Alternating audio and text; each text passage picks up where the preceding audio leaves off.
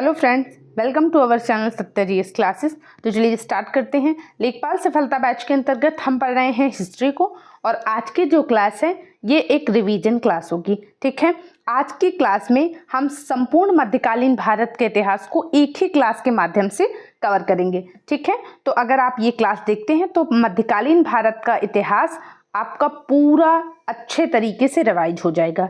ठीक है, तो चलिए स्टार्ट करते हैं। हम कोशिश करेंगे कि थोड़ा जल्दी भी करते रहें, थोड़ा स्पीड में क्लास को रखें ताकि कम से कम समय में आपका पूरा रिवीजन हो जाए। ठीक है, सबसे पहले हम बात करते हैं भारत पर अरबों के आक्रमण की, और यहीं से शुरू होता है मध्यकालीन भारत का इतिहास, अरब आक्रमण से ही। ठीक है, तो भारत पर अरबों का आक्रमण कब होता है? 712 ईस्वी में होता है। किसके नेतृत्व में होता है? मोहम्मद बिन कासिम के नेतृत्व में होता है। भारत पर किस क्षेत्र पर सबसे पहले अरबों ने आक्रमण किया था? तो सिंध पर किया था। याद रखना, सिंध का शासक कौन था? दाहिर था। मोहम्मद बिन कासिम और दाहिर के बीच में होता है रावर का युद्ध, और रावर के युद्ध में मोहम्मद बिन कासिम की जीत होती है। ठीक है, इसके बाद मोहम्मद बिन कासिम ने सिंध पर सर्वप्रथम जजिया कर लगाया। ये भी याद रखना कि सिंध विजय का उल्लेख कहाँ से मिलता है? तो ये मिलता है चचनामा से। ठीक है, चचनामा मूल रूप से किस भाषा में लिखी गई है? तो चचनामा मूल रूप से अरबी भाषा में लिखी गई है, लेकिन इसका अनुवाद फारसी और अंग्रेजी में भी किया गया है। फारसी में इसका अनुवाद अबू बकर कूफी ने, और अंग्रेजी में इसका अनुवाद यूएम दाऊदपोरा ने किया है। ठीक है, अरब आक्रमणकारियों के मुख्य उद्देश्य की बात करें तो इनका जो मुख्य उद्देश्य था वो था धन दौलत लूटना। तो इस बात को याद रखना, मुख्य उद्देश्य क्या था? धन दौलत लूटना। इसी के साथ साथ इनका जो सेकेंडरी जो इनका उद्देश्य है वो था इस्लाम धर्म का प्रचार करना। भारत में अरबों की देन क्या है? तो एक तो भारत में इस्लाम का प्रादुर्भाव हुआ अरबों के आने के साथ साथ, खजूर की खेती हो गई, भारत में ऊंट पालन, और दिरहम नाम की जो मुद्रा है ये भारत में अरबों की देन है। फिर हम बात करते हैं भारत पर तुर्क आक्रमण की। भारत पर तुर्क आक्रमण होते हैं आपके 10वीं शताब्दी में। ठीक है, अलप्तगीन नाम का एक तुर्क सरदार होता है, ये गजनी साम्राज्य का संस्थापक है। कौन? अलप्तगीन जो है ये गजनी साम्राज्य का संस्थापक है। ठीक है, अलप्तगीन का एक दामाद या गुलाम होता है जिसका नाम है सुबुक्तगीन। सुबुक्तगीन ही पहला तुर्क आक्रांता है जिसने भारत पर आक्रमण किया। भारत पर भी, भारत के किस क्षेत्र पर? तो पंजाब पर आक्रमण किया था। किसने? सुबुक्तगीन ने। पंजाब का शासक कौन था? तो पंजाब का शासक जयपाल था, और जयपाल को हराया था सुबुक्तगीन ने। सुबुक्तगीन के जो पुत्र हैं जिनका नाम है महमूद गजनवी, इनके बारे में हम डिटेल में जानेंगे। ठीक है, तो अब हम बात करते हैं महमूद गजनवी की। महमूद गजनवी 998 ईस्वी में गजनी का शासक बनता है। ठीक है, महमूद गजनवी पहला तुर्क है जिसने भारत पर 17 बार आक्रमण किए। तो ये बात याद रखना, ये बहुत इंपॉर्टेंट क्वेश्चन बनता है कि भारत पर 17 बार आक्रमण किसने किए थे? तो महमूद गजनवी ने किए थे। इस बात को याद रखना। सुल्तान की उपाधि धारण करने वाला जो पहला शासक है वो भी है महमूद गजनवी। महमूद गजनवी ने संस्कृत मुद्रा लेख युक्त चांदी के सिक्के चलाए थे। इस बात को भी याद रखना। इनके दरबारी इतिहासकार बहुत इंपॉर्टेंट हैं, इनका नाम है उतबी। उतबी की 2 पुस्तकें हैं जो कि मोस्ट इंपॉर्टेंट है। एक है तारीख यामिनी, दूसरी है किताब उल यामिनी। ठीक है, तारीख यामिनी और किताब उल यामिनी दोनों के लेखक कौन है? तो दोनों के लेखक ही उतबी हैं। ठीक है, तो इस बात को याद रखना। आगे चलते हैं, इनकी उपाधियां क्या हैं? तो इनकी उपाधियां जो हैं किसकी? गजनवी की बगदाद के खलीफा द्वारा दी गई थी। बगदाद के खलीफा कौन थे? अल कादर बिल्लाह द्वारा इनको उपाधियां दी गई थी। यामीन उद दौला और यामीन उल मिल्लाह की इनकी उपाधियां थी। ठीक है, इनके दरबारी विद्वान कौन थे? तो एक तो थे अलबरूनी, दूसरे थे बैहाकी, तीसरे थे फिरदौसी, और चौथे थे फारूकी। और भी थे लेकिन ये बहुत महत्वपूर्ण है। ठीक है, अलबरूनी के बारे में अगर जानें तो अलबरूनी पुराणों का अध्ययन करने वाला पहला मुसलमान है, और अलबरूनी की एक रचना बहुत इंपॉर्टेंट है जो कि अलबरूनी ने अरबी भाषा में लिखी है, उसका नाम है तहकीक हिंद। तो याद रखना, तहकीक हिंद का लेखक कौन है? अलबरूनी है। पुराणों का अध्ययन करने वाला पहला मुस्लिम कौन है? वो भी अलबरूनी है। ठीक है, फिर हम बात करते हैं बैहाकी की। बैहाकी को पूर्व का पेप्स कहा जाता है, पहली बात। और दूसरी बात, बैहाकी की भी एक रचना है जिसका नाम है तारीख सुबुक्तगीन। तारीख सुबुक्तगीन का लेखक कौन है? तो वो है बैहाकी। फिर हम बात करते हैं फिरदौसी की। फिरदौसी की पुस्तक का नाम है शाहनामा। ठीक है, तो याद रखना शाहनामा का लेखक कौन है? फिरदौसी है। शाहनामा को अफगान का महाभारत कहते हैं। ठीक है, फिर हम बात करते हैं गजनवी द्वारा किए गए आक्रमण की। जैसा कि हम पहले ही बात कर चुके हैं, 17 बार भारत पर इसने आक्रमण किया था। इसके कुछ आक्रमण हैं जो बहुत इंपॉर्टेंट है। जैसे पहला आक्रमण गजनवी का 1000 ईस्वी में पेशावर पर किया था। दूसरा आक्रमण 1001 ईस्वी में पंजाब पर किया था और पंजाब का शासक कौन था? जयपाल था। जयपाल के बारे में मुस्लिम इतिहासकार लिखते हैं कि ये ईश्वर का शत्रु था। ठीक है, तो ये भी याद रखना, किसके लिए ईश्वर का शत्रु जैसे शब्द का प्रयोग किया गया था, तो वो पंजाब के शासक जयपाल के लिए किया गया था। ठीक है, गजनवी का जो 5वां आक्रमण है वो मुल्तान पे हुआ था। जो 6वां आक्रमण है वो नगरकोट नेपाल पर हुआ था और जो 12वां आक्रमण है वो कन्नौज और मथुरा पे हुआ था। इनके 12वें आक्रमण में जो इनके दरबारी इतिहासकार हैं किसके? गजनवी के, जिनका नाम है उत्बी लिखते हैं कि महमूद ने एक ऐसा शहर देखा जिसका वैभव स्वर्ग के समान था। और ये बात लिखी थी किसके लिए? मथुरा के लिए। किसने लिखी थी? उत्बी ने लिखी थी। तो ये भी बात याद रखना। ठीक है, किसके लिए लिखी थी? मथुरा शहर के लिए। फिर हम बात करते हैं 16वां आक्रमण कौन था? बहुत चर्चित आक्रमण है, सोमनाथ शिव मंदिर पर आक्रमण किया था। कब किया था? तो 1025 ईस्वी में किया था। यहाँ के शासक कौन थे? तो भीम प्रथम जो है ये यहाँ के शासक थे। और सोमनाथ आक्रमण के समय ही 50,000 ब्राह्मणों की हत्या भी करवाई थी किसने? गजनवी ने। ठीक है, इनका जो 17वां आक्रमण था वो जाटों के विरुद्ध था, तो इसको भी याद रखना। महमूद गजनवी कहता है कि मैं बुद्ध किसन हूँ, बुद्ध परस्त नहीं। इसका मतलब, बुद्ध किसन का मतलब होता है मूर्ति भंजक। ठीक है, फिर हम बात करते हैं मोहम्मद गोरी की।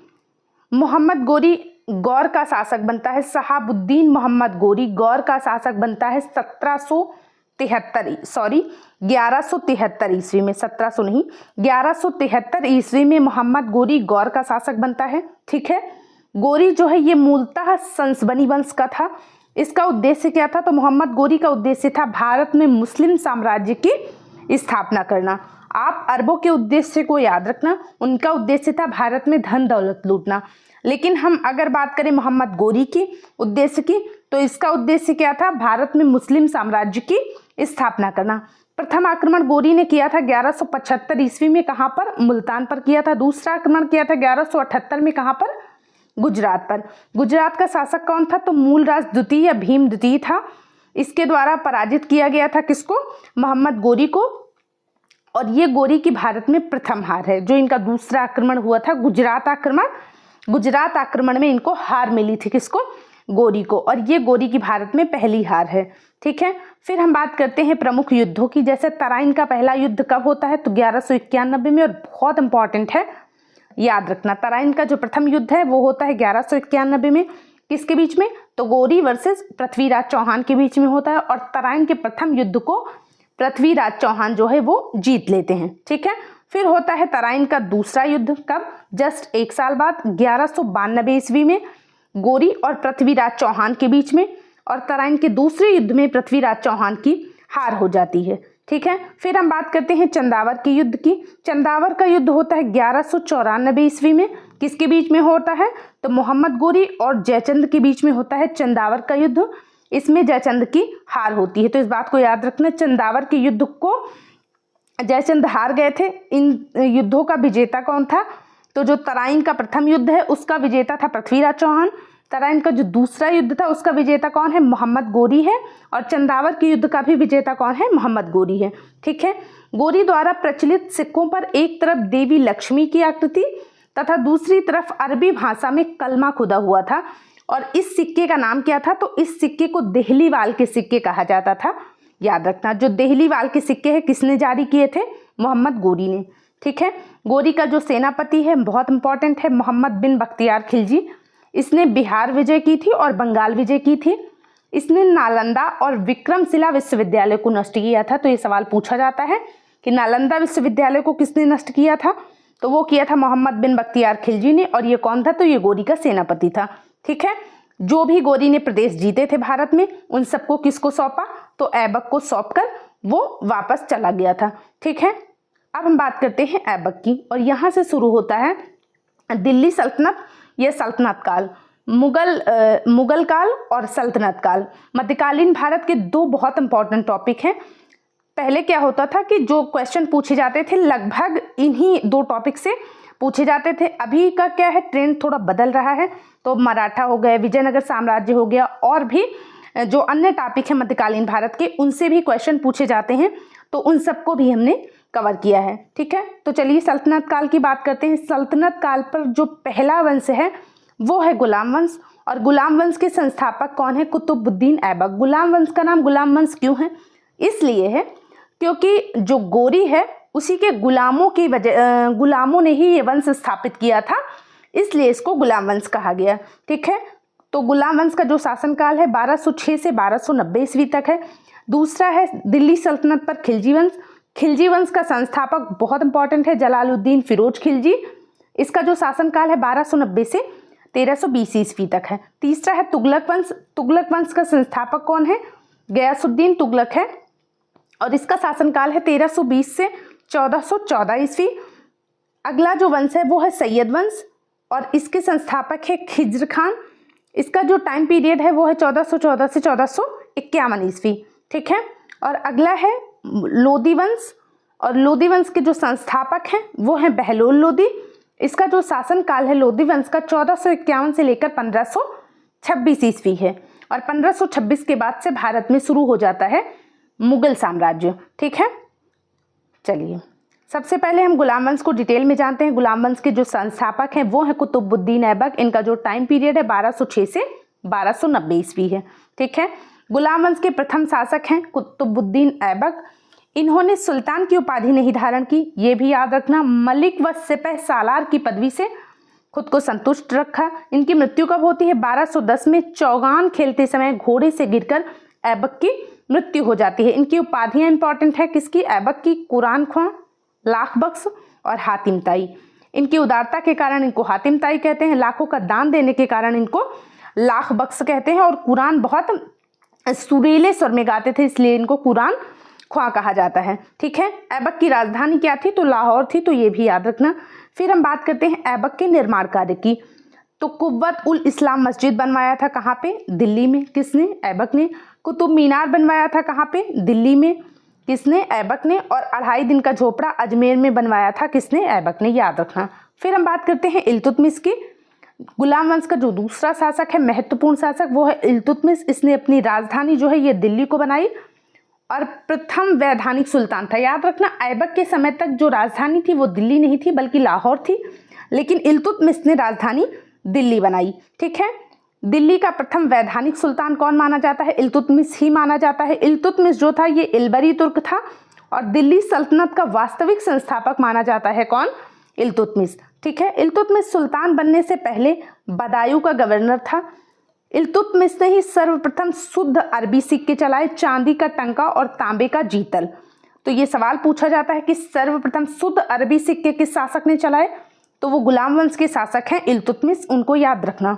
ठीक है, सिक्कों पर टकसाल का नाम व निर्माण तिथि लिखने की भी परंपरा प्रारंभ हुई यहीं से। ठीक है, इल्तुतमिश ने इक्ता प्रणाली विकसित की थी, तो ये भी याद रखना। इक्ता प्रणाली विकसित करने का श्रेय किसको जाता है? तो इल्तुतमिश को जाता है। इक्ता प्रणाली का वास्तविक संस्थापक माना जाता है इल्तुतमिश को। तराइन का जो तीसरा युद्ध है वो इल्तुतमिश के समय होता है, इल्तुतमिश और यालदौज के बीच में, जिसमें यालदौज जो है पराजित हो जाते हैं। तो इस बात को याद रखना, तराइन का तीसरा युद्ध इल्तुतमिश और यालदौज के बीच में होता है।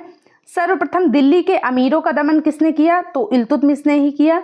तुर्कानी चहलगानी या चालीसा दल, मोस्ट इंपॉर्टेंट सवाल बनता है कि तुर्कानी चहलगानी का गठन किसने किया, चालीसा दल का गठन किसने किया? तो वो इल्तुतमिश ने किया है, याद रखना। इल्तुतमिश की मृत्यु कब होती है? तो 1236 ईस्वी में। कहाँ पर?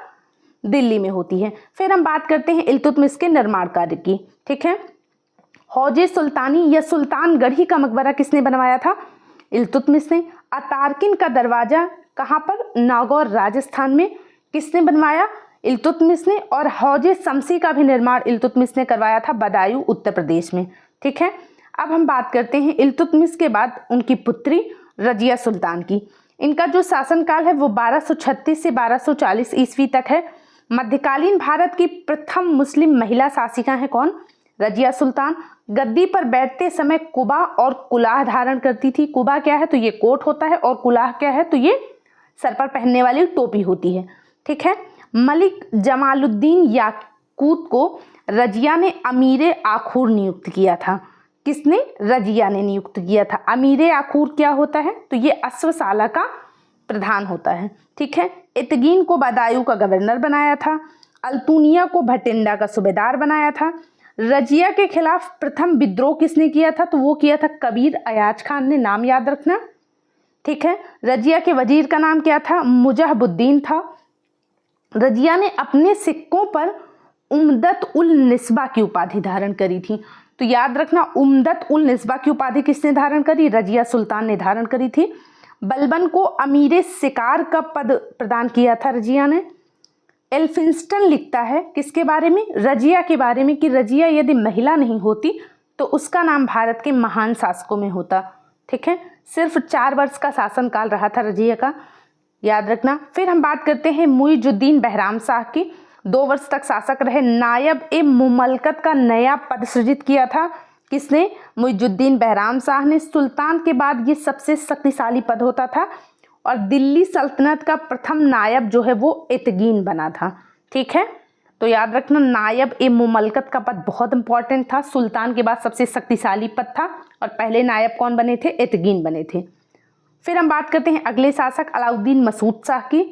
1242 से लेकर 1246 तक इनका शासनकाल रहा। इस समय अलाउद्दीन मसूद शाह के समय शासन की जो समस्त शक्तियां थी वो चालीसा दल के पास थी। ठीक है। यानी कि शासक के पास कुछ खास शक्तियां थी ही नहीं। शासन की जो समस्त शक्ति है वो चालीसा दल ने ले रखी थी। अमीर हाजिब का पद प्रदान किया था अलाउद्दीन मसूद शाह ने। किसको? बलबन को। ठीक है। बलबन ने 1246 में अलाउद्दीन मसूद शाह की हत्या करवा दी और नासिरुद्दीन महमूद को दिल्ली सल्तनत का सुल्तान नियुक्त किया। किसने? बलबन ने। बलबन चालीसा दल का सदस्य भी था, तो ये भी याद रखना। अब हम बात करेंगे किसकी? नासिरुद्दीन महमूद की। ठीक है। नासिरुद्दीन महमूद की अगर हम बात करें तो बलबन ने अपनी पुत्री का विवाह इससे किया था। किससे? नासिरुद्दीन से। और समस्त शक्तियां जो है वो अपने हाथों में ले रखी थी। ठीक है। बलबन को नायब ए मुमलकत का पद प्रदान किया था नासिरुद्दीन महमूद ने और उलूग खान की उपाधि दी थी। किसको? बलबन को। ठीक है।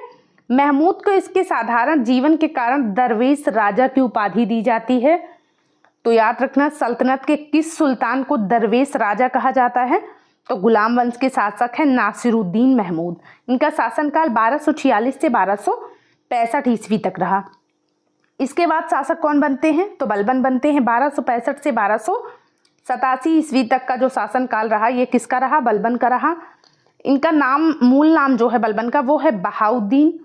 इल्तुतमिश के गुलाम थे। चालीसा दल के सदस्य थे। चालीसा दल का सबसे पहले विनाश किया किसने? बलबन ने। ठीक है। चालीसा दल का विनाश किसने किया? बलबन ने। चालीसा दल का गठन किसने किया था? इल्तुतमिश ने। तो दोनों बातें याद रखना। गयासुद्दीन बलबन के नाम से सुल्तान बनता है। कौन? बलबन। इसने स्वयं को नायब ए खुदाई का पद और जिल्ले इलाही की उपाधि धारण की थी। ठीक है। नायब ए खुदाई कहा था खुद को इन्होंने और इनकी एक उपाधि जिल्ले इलाही भी है। तो दोनों याद रखना, नायब ए खुदाई भी और जिल्ले इलाही भी। इनका राजत्व सिद्धांत क्या है? इनके राजत्व सिद्धांत से बहुत सारे क्वेश्चन पूछे जाते हैं। रक्त व लौह की नीति अपनाई थी बलबन ने। सिजदा व पाबोस प्रथा की शुरुआत की थी इसने। फारसी त्योहार नवरोज उत्सव मनाना प्रारंभ किया था बलबन ने। और दीवाने अर्ज नामक सैन्य विभाग की स्थापना भी बलबन ने की थी। दीवाने वरीद नामक गुप्तचर विभाग की स्थापना किसने की? बलबन ने। इसने सीरी नामक नया नगर बसाया था। बलबन के दरबार में फारसी के प्रसिद्ध कवि जिनका नाम है अमीर खुसरो और अमीर हसन रहते थे। तो दोनों को याद रखना, बलबन के दरबार में अमीर खुसरो और अमीर हसन रहते थे। अमीर खुसरो को तोताए हिंद या तोतिए हिंद कहा जाता है और अमीर हसन को भारत का सादी कहा जाता है। ठीक है। बलबन ने सुल्तान को ईश्वर का प्रतिनिधि कहा तथा ये भी कहा कि सुल्तान का निरंकुश होना अत्यंत आवश्यक है। ठीक है। फिर हम बात करते हैं गुलाम वंश के अंतिम शासक की। वो कौन थे? तो वो हैं सैमुद्दीन कैमुर्स। गुलाम वंश के अंतिम शासक कौन हैं? सैमुद्दीन कैमुर्स। गुलाम वंश के संस्थापक कौन हैं? कुतुबुद्दीन ऐबक। ठीक है। फिर हम आते हैं खिलजी वंश पर। खिलजी वंश का शासनकाल 1290 से 1320 ईस्वी तक रहा। खिलजी वंश के संस्थापक कौन है? जलालुद्दीन फिरोज खिलजी हैं। इन्होंने अपनी राजधानी जो है किलो खरी को बनाई थी। दिल्ली सल्तनत के सबसे बुजुर्ग सुल्तान कौन थे? जलालुद्दीन फिरोज खिलजी। इनके समय में होता है झाइन का युद्ध। कब होता है? तो 1291 ईस्वी में। झाइन का युद्ध कब होता है? 1291 ईस्वी में। किसके बीच में होता है? जलालुद्दीन फिरोज खिलजी और हमीर देव के बीच में। और इस युद्ध को किसने जीता था? तो हमीर देव ने जीता था। मालवा अभियान किया था किसने? जलालुद्दीन फिरोज खिलजी ने। कब किया था? 1294 ईस्वी में। देवगिरी पर आक्रमण कब किया? तो ये भी किया था 1294 ईस्वी में। ठीक है, 1294, यहाँ पे हमने गलत लिख दिया है। देवगिरी आक्रमण कब किया था? 1294 ईस्वी में। यहाँ के शासक कौन थे? तो रामचंद्र यादव थे। कहाँ के?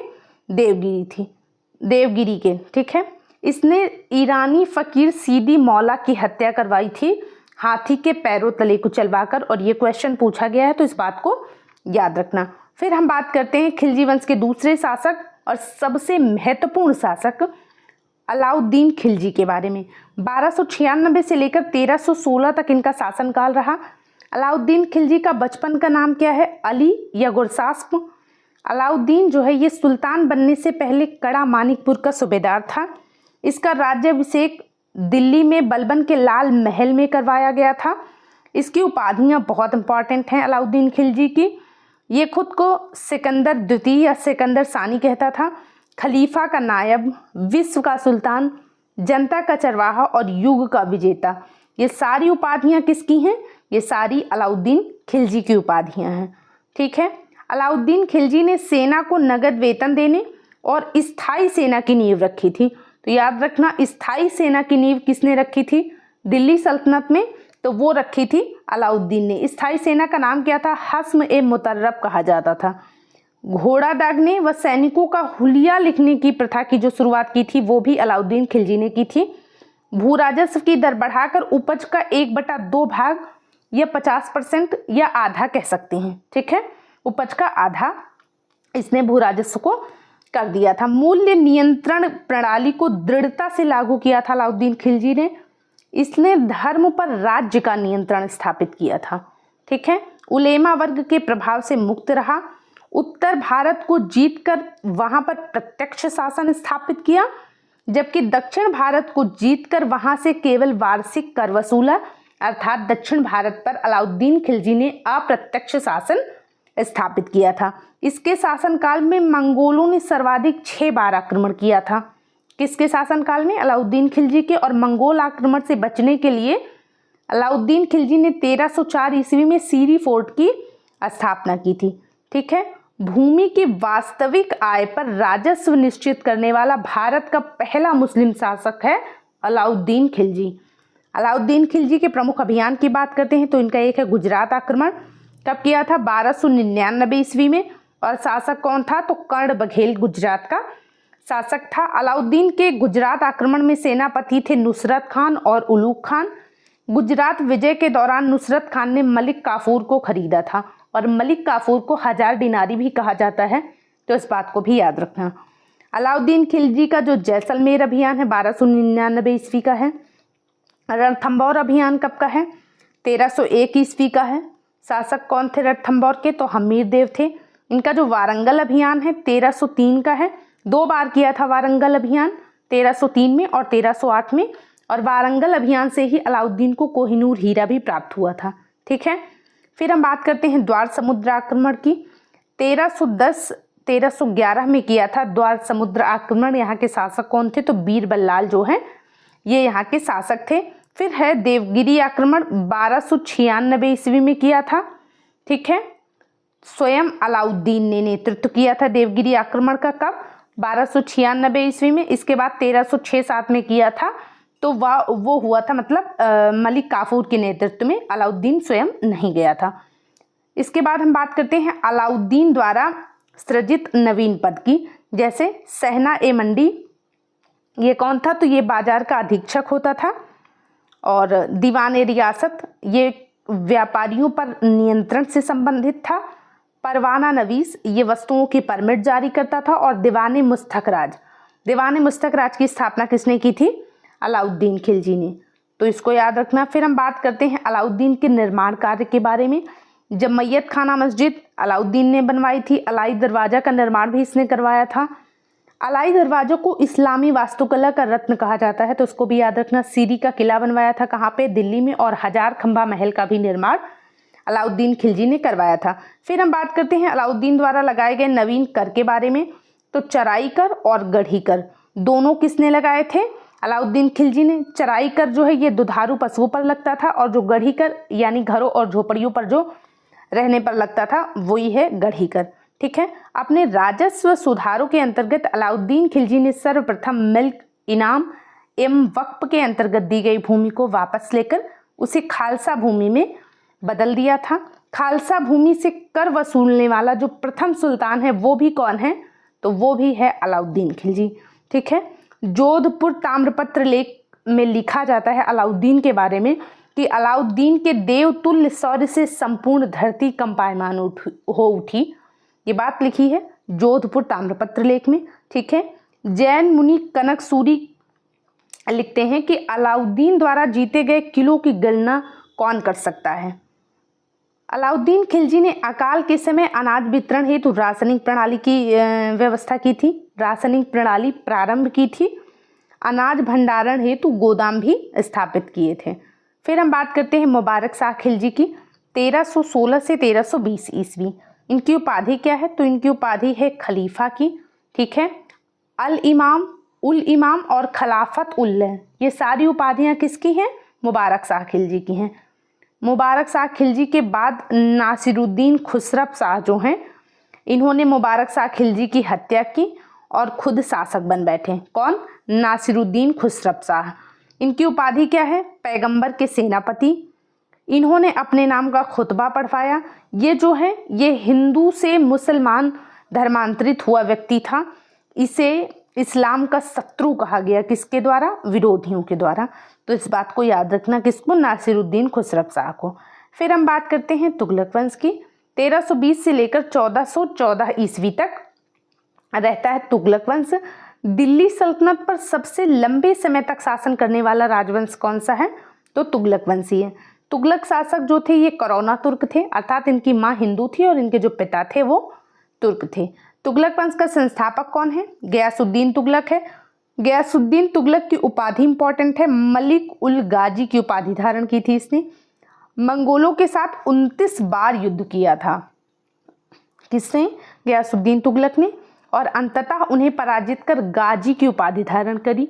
गाजी अर्थात वो जिसने कोई भी युद्ध न हारा हो। ठीक है। गयासुद्दीन तुगलक के अभियान की बात करें तो इसने दक्षिण विजय की थी और स्वयं सेनापति था। कौन? गयासुद्दीन तुगलक। इसने वारंगल को जीतकर उसका नाम सुल्तानपुर रखा। मदुरै को जीतकर उसको दिल्ली सल्तनत में मिला लिया। बंगाल के विरुद्ध जो इसका अभियान था ये अंतिम अभियान था। ठीक है। इसी अभियान के दौरान गयासुद्दीन तुगलक ने सूफी संत निजामुद्दीन औलिया को पत्र लिखकर दिल्ली छोड़ने का आदेश दिया था। किसने? गयासुद्दीन तुगलक ने। इनका जो अंतिम अभियान था वो बंगाल अभियान था। औलिया ने जवाब में लिखा था कि हुजूर दिल्ली अभी दूर है। बंगाल विजय के उपलक्ष्य में जौना खान ने गयासुद्दीन तुगलक के स्वागत के लिए दिल्ली के समीप अफगानपुर में एक भव्य लकड़ी का महल बनवाया था और इसी महल में दबकर गयासुद्दीन तुगलक की मृत्यु हो गई। ठीक है। गयासुद्दीन तुगलक को कहाँ दफनाया गया था? तो तुगलकाबाद में दफनाया गया था। फिर हम बात करते हैं गयासुद्दीन तुगलक के निर्माण कार्य के बारे में। ठीक है। तो इसने की थी तुगलकाबाद की स्थापना और तुगलकाबाद में इसने 56 कोट दुर्ग का निर्माण करवाया था।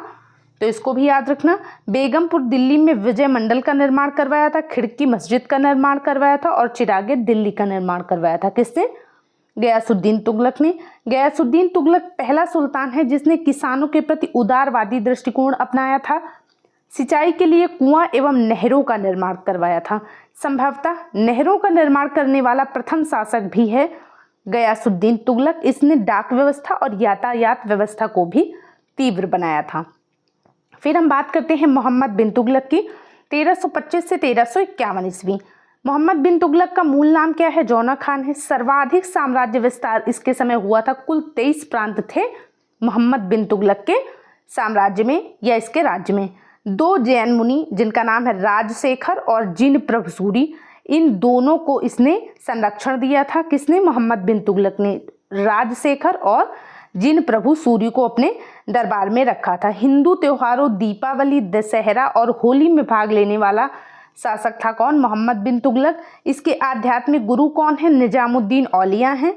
इसी के काल में मोहम्मद बिन तुगलक के शासन काल में इब्न बतूता भारत आया था और इसे किसको? इब्न बतूता को दिल्ली का काजी नियुक्त किया गया था। तो ये भी याद रखना, इसे दिल्ली का काजी नियुक्त किया गया था। ठीक है। इब्न बतूता मोरक्को का यात्री है और रेहला नामक पुस्तक किसने लिखी थी? तो वो लिखी थी इब्न बतूता ने। तो ये भी याद रखना। ठीक है। मध्यकालीन सुल्तानों में सर्वाधिक शिक्षित, विद्वान और योग्य व्यक्ति कौन था? तो वो था मोहम्मद बिन तुगलक। बर्नी ने इसे छिछोरा, माली, जुलाहा, नाई व रसोइया जैसे शब्द इसके लिए इस्तेमाल किए थे। ठीक है। इसे स्वप्नशील, पागल और रक्त पिपासु भी कहा गया। किसको? मोहम्मद बिन तुगलक को। शासन की सर्वधर्म संभाव की नीति अपनाई थी मोहम्मद बिन तुगलक ने और भारतीय हिंदुओं को इसने उच्च पदों पर नियुक्त किया था। ठीक है। अब हम बात करते हैं मोहम्मद बिन तुगलक द्वारा क्रियान्वित 4 योजनाओं की, और इनकी जो चारों योजनाएं थी ये चारों ही असफल रहीं। ठीक है। तो पहली है दोआब में कर वृद्धि। 1326-27 की इनकी ये योजना है, दोआब में कर वृद्धि जब की मोहम्मद बिन तुगलक ने, तो उस वर्ष क्या हुआ कि अकाल पड़ गया। ठीक है। तो इनकी ये योजना भी असफल रही। राजधानी परिवर्तन इसने किया था, दिल्ली से दौलताबाद राजधानी का स्थानांतरण। सांकेतिक मुद्रा का प्रचलन किया था और खुरासान एवं कराची अभियान। तो ये 4 योजनाएं रही मोहम्मद बिन तुगलक की और चारों असफल रहीं। किसानों की सहायता हेतु नवीन कृषक विभाग अमीरे कोही की स्थापना किसने की थी? मोहम्मद बिन तुगलक ने की थी। गुजरात विद्रोह का दमन किया था इसने। इसके शासनकाल में 2 नए राज्यों का उदय होता है। कहाँ पे? सुदूर दक्षिण में। एक तो विजयनगर साम्राज्य और दूसरा है बहमनी साम्राज्य। ठीक है।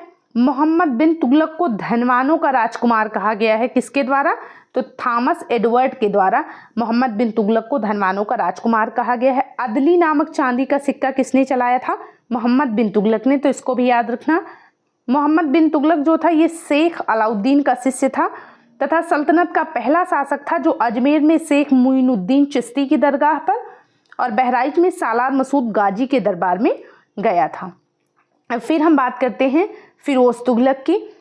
1351 से 1388 तक इसका शासनकाल रहा। फिरोज तुगलक को सल्तनत का अकबर भी कहा गया है। तो इसको याद रखना, किस शासक को सल्तनत का अकबर कहा जाता है? फिरोज तुगलक को। किसने कहा है? एलियट और एल्फिंस्टन ने। पहली बार ब्राह्मणों से जजिया कर किसने वसूला था? तो फिरोज तुगलक ने वसूला था। सिंचाई कर लेने वाला पहला सुल्तान कौन है? तो वो भी फिरोज तुगलक है। और सिंचाई कर का नाम क्या है? हक ए सर्ब, ये सिंचाई कर का नाम है। ठीक है। ताश ए घड़ियाल नामक जलघड़ी का निर्माण किसने करवाया था? फिरोज तुगलक ने करवाया था। तो ये भी याद रखना। इसने 24 कष्टदायी करों को समाप्त किया और शरीयत में उल्लिखित केवल 4 कर लगाए, जजिया, जकात, खुम्स और खराज। फिरोज तुगलक ने सरकारी पदों को वंशानुगत बना दिया और वेतन के बदले जागीर देना प्रारंभ किया। तो दोनों बातें याद रखना। सरकारी पदों को वंशानुगत किसने बनाया था? फिरोज तुगलक ने।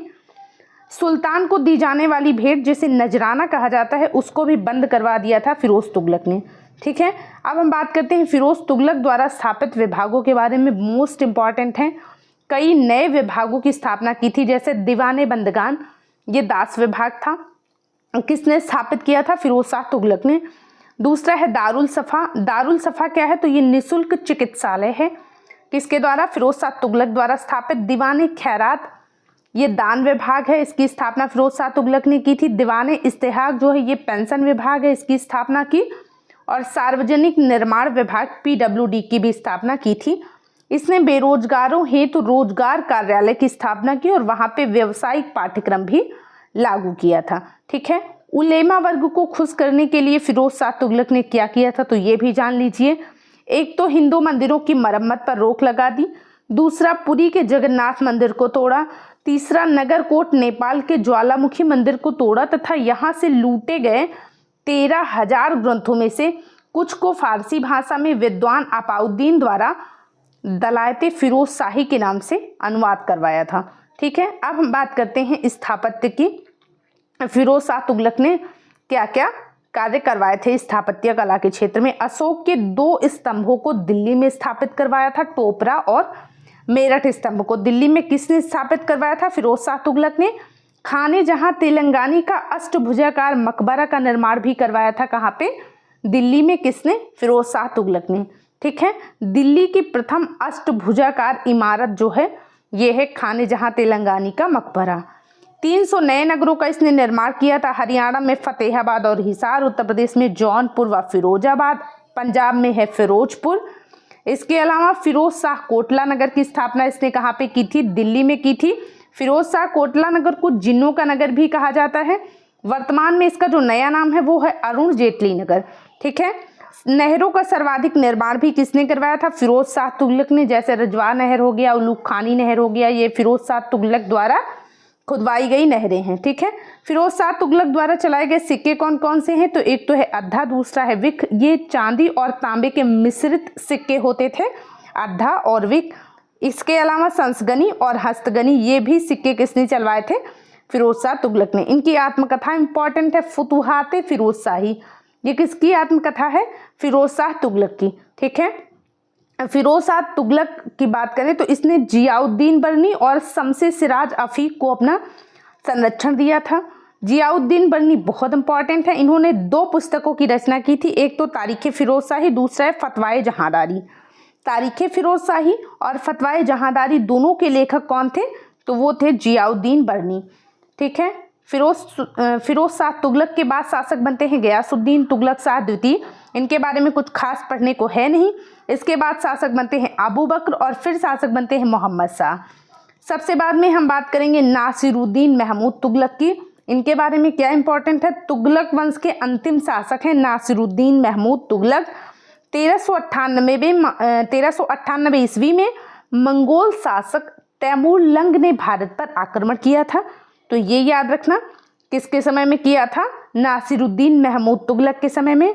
और जौनपुर में स्वतंत्र सरकी राज्य की स्थापना इनके समय में हुई थी, किसके द्वारा? मलिक सरवर के द्वारा। ठीक है, अब हम बात करते हैं सैयद वंश की। 1414 से 1451 ईस्वी ये इसका टाइम पीरियड है। सैयद वंश के संस्थापक कौन है? खिज्र खान है। सैयद वंश के संस्थापक खिज्र खान है। खिज्र खान की उपाधि बहुत इंपॉर्टेंट है, रैयत ए आला की उपाधि धारण की थी किसने? खिज्र खान ने। सल्तनत काल में शिया मत को मानने वाला एकमात्र वंश कौन सा है? तो वो सैयद वंश है। भारत पर तैमूर के आक्रमण के दौरान खिज्र खान ने तैमूर की सहायता की थी और तैमूर ने इसके बदले में खिज्र खान को मुल्तान, लाहौर और दीपालपुर की सूबेदारी प्रदान की थी। ये नियमित रूप से, ये कौन? खिज्र खान नियमित रूप से तैमूर के पुत्र शाहरुख को कर भेजा करता था। इसने सुल्तान की उपाधि धारण नहीं की थी। किसकी धारण की थी? तो रैयते आला की उपाधि धारण की थी। फिर हम बात करते हैं मुबारक शाह की। मुबारक शाह की जो उपाधि है, शाह सुल्तान की उपाधि धारण की थी मुबारक शाह ने। ये कौन था? तो खिज्र खान का पुत्र था। इसने मुबारकाबाद नगर की स्थापना की थी यमुना नदी के तट पर। ठीक है, फिर हम बात करते हैं मोहम्मद शाह की। मुबारक शाह का दत्तक पुत्र है ये। इसके समय में जो वास्तविक शक्तियां हैं वो इसके वजीर के हाथों में थी, जिसका नाम है सरवर उल मुल्क। ठीक है, फिर हम बात करते हैं सैयद वंश के अंतिम शासक कौन है?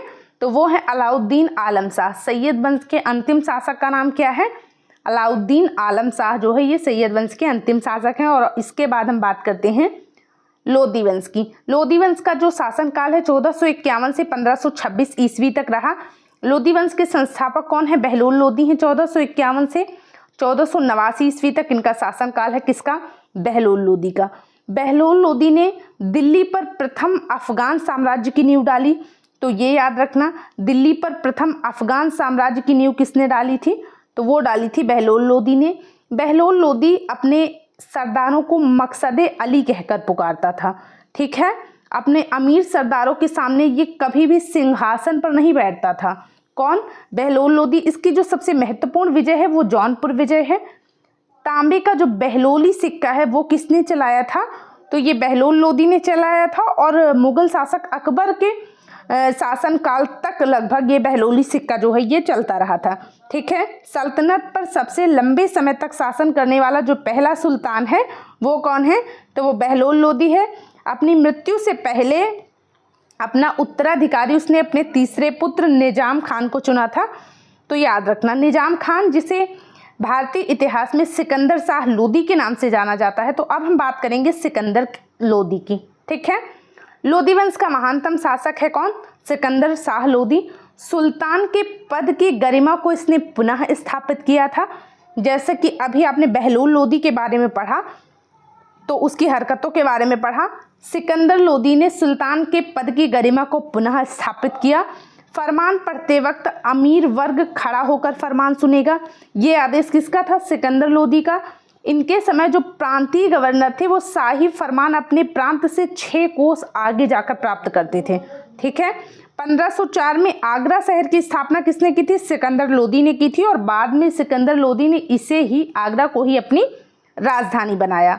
इनके समय नाप का पैमाना जो है गजे सिकंदरी जो है ये प्रारंभ होता है सिकंदर लोदी के समय। इसने फरहंगे सिकंदरी के नाम से आयुर्वेदिक ग्रंथ का अनुवाद करवाया था। किस भाषा में? फारसी भाषा में। किसने करवाया था? सिकंदर शाह लोदी ने करवाया था। सिकंदर शाह लोदी शहनाई सुनने का शौकीन था। इसने गुलरुखी उपनाम से फारसी कविताएं लिखी थी। इसने अनाजों से जकात कर को समाप्त कर दिया था। किसने? सिकंदर लोदी ने। तो ये भी याद रखना। मुसलमानों को ताजिया निकालने पर प्रतिबंध लगाया। मुस्लिम महिलाओं को पीरों तथा संतों की मजार पर जाने पर प्रतिबंध लगाया। इसने नगरकोट के ज्वालामुखी मंदिर को तोड़कर उसके टुकड़ों को कसाईयों को मांस तोलने के लिए दे दिया था। अंततः क्या हुआ? गले की बीमारी से 1517 ईस्वी में सिकंदर लोदी की मृत्यु हो गई। और अब हम बात करेंगे इब्राहिम लोदी की। दिल्ली सल्तनत का अंतिम सुल्तान है कौन? इब्राहिम लोदी। इसके समय में होता है खातौली का युद्ध। कब? 1518 ईस्वी में।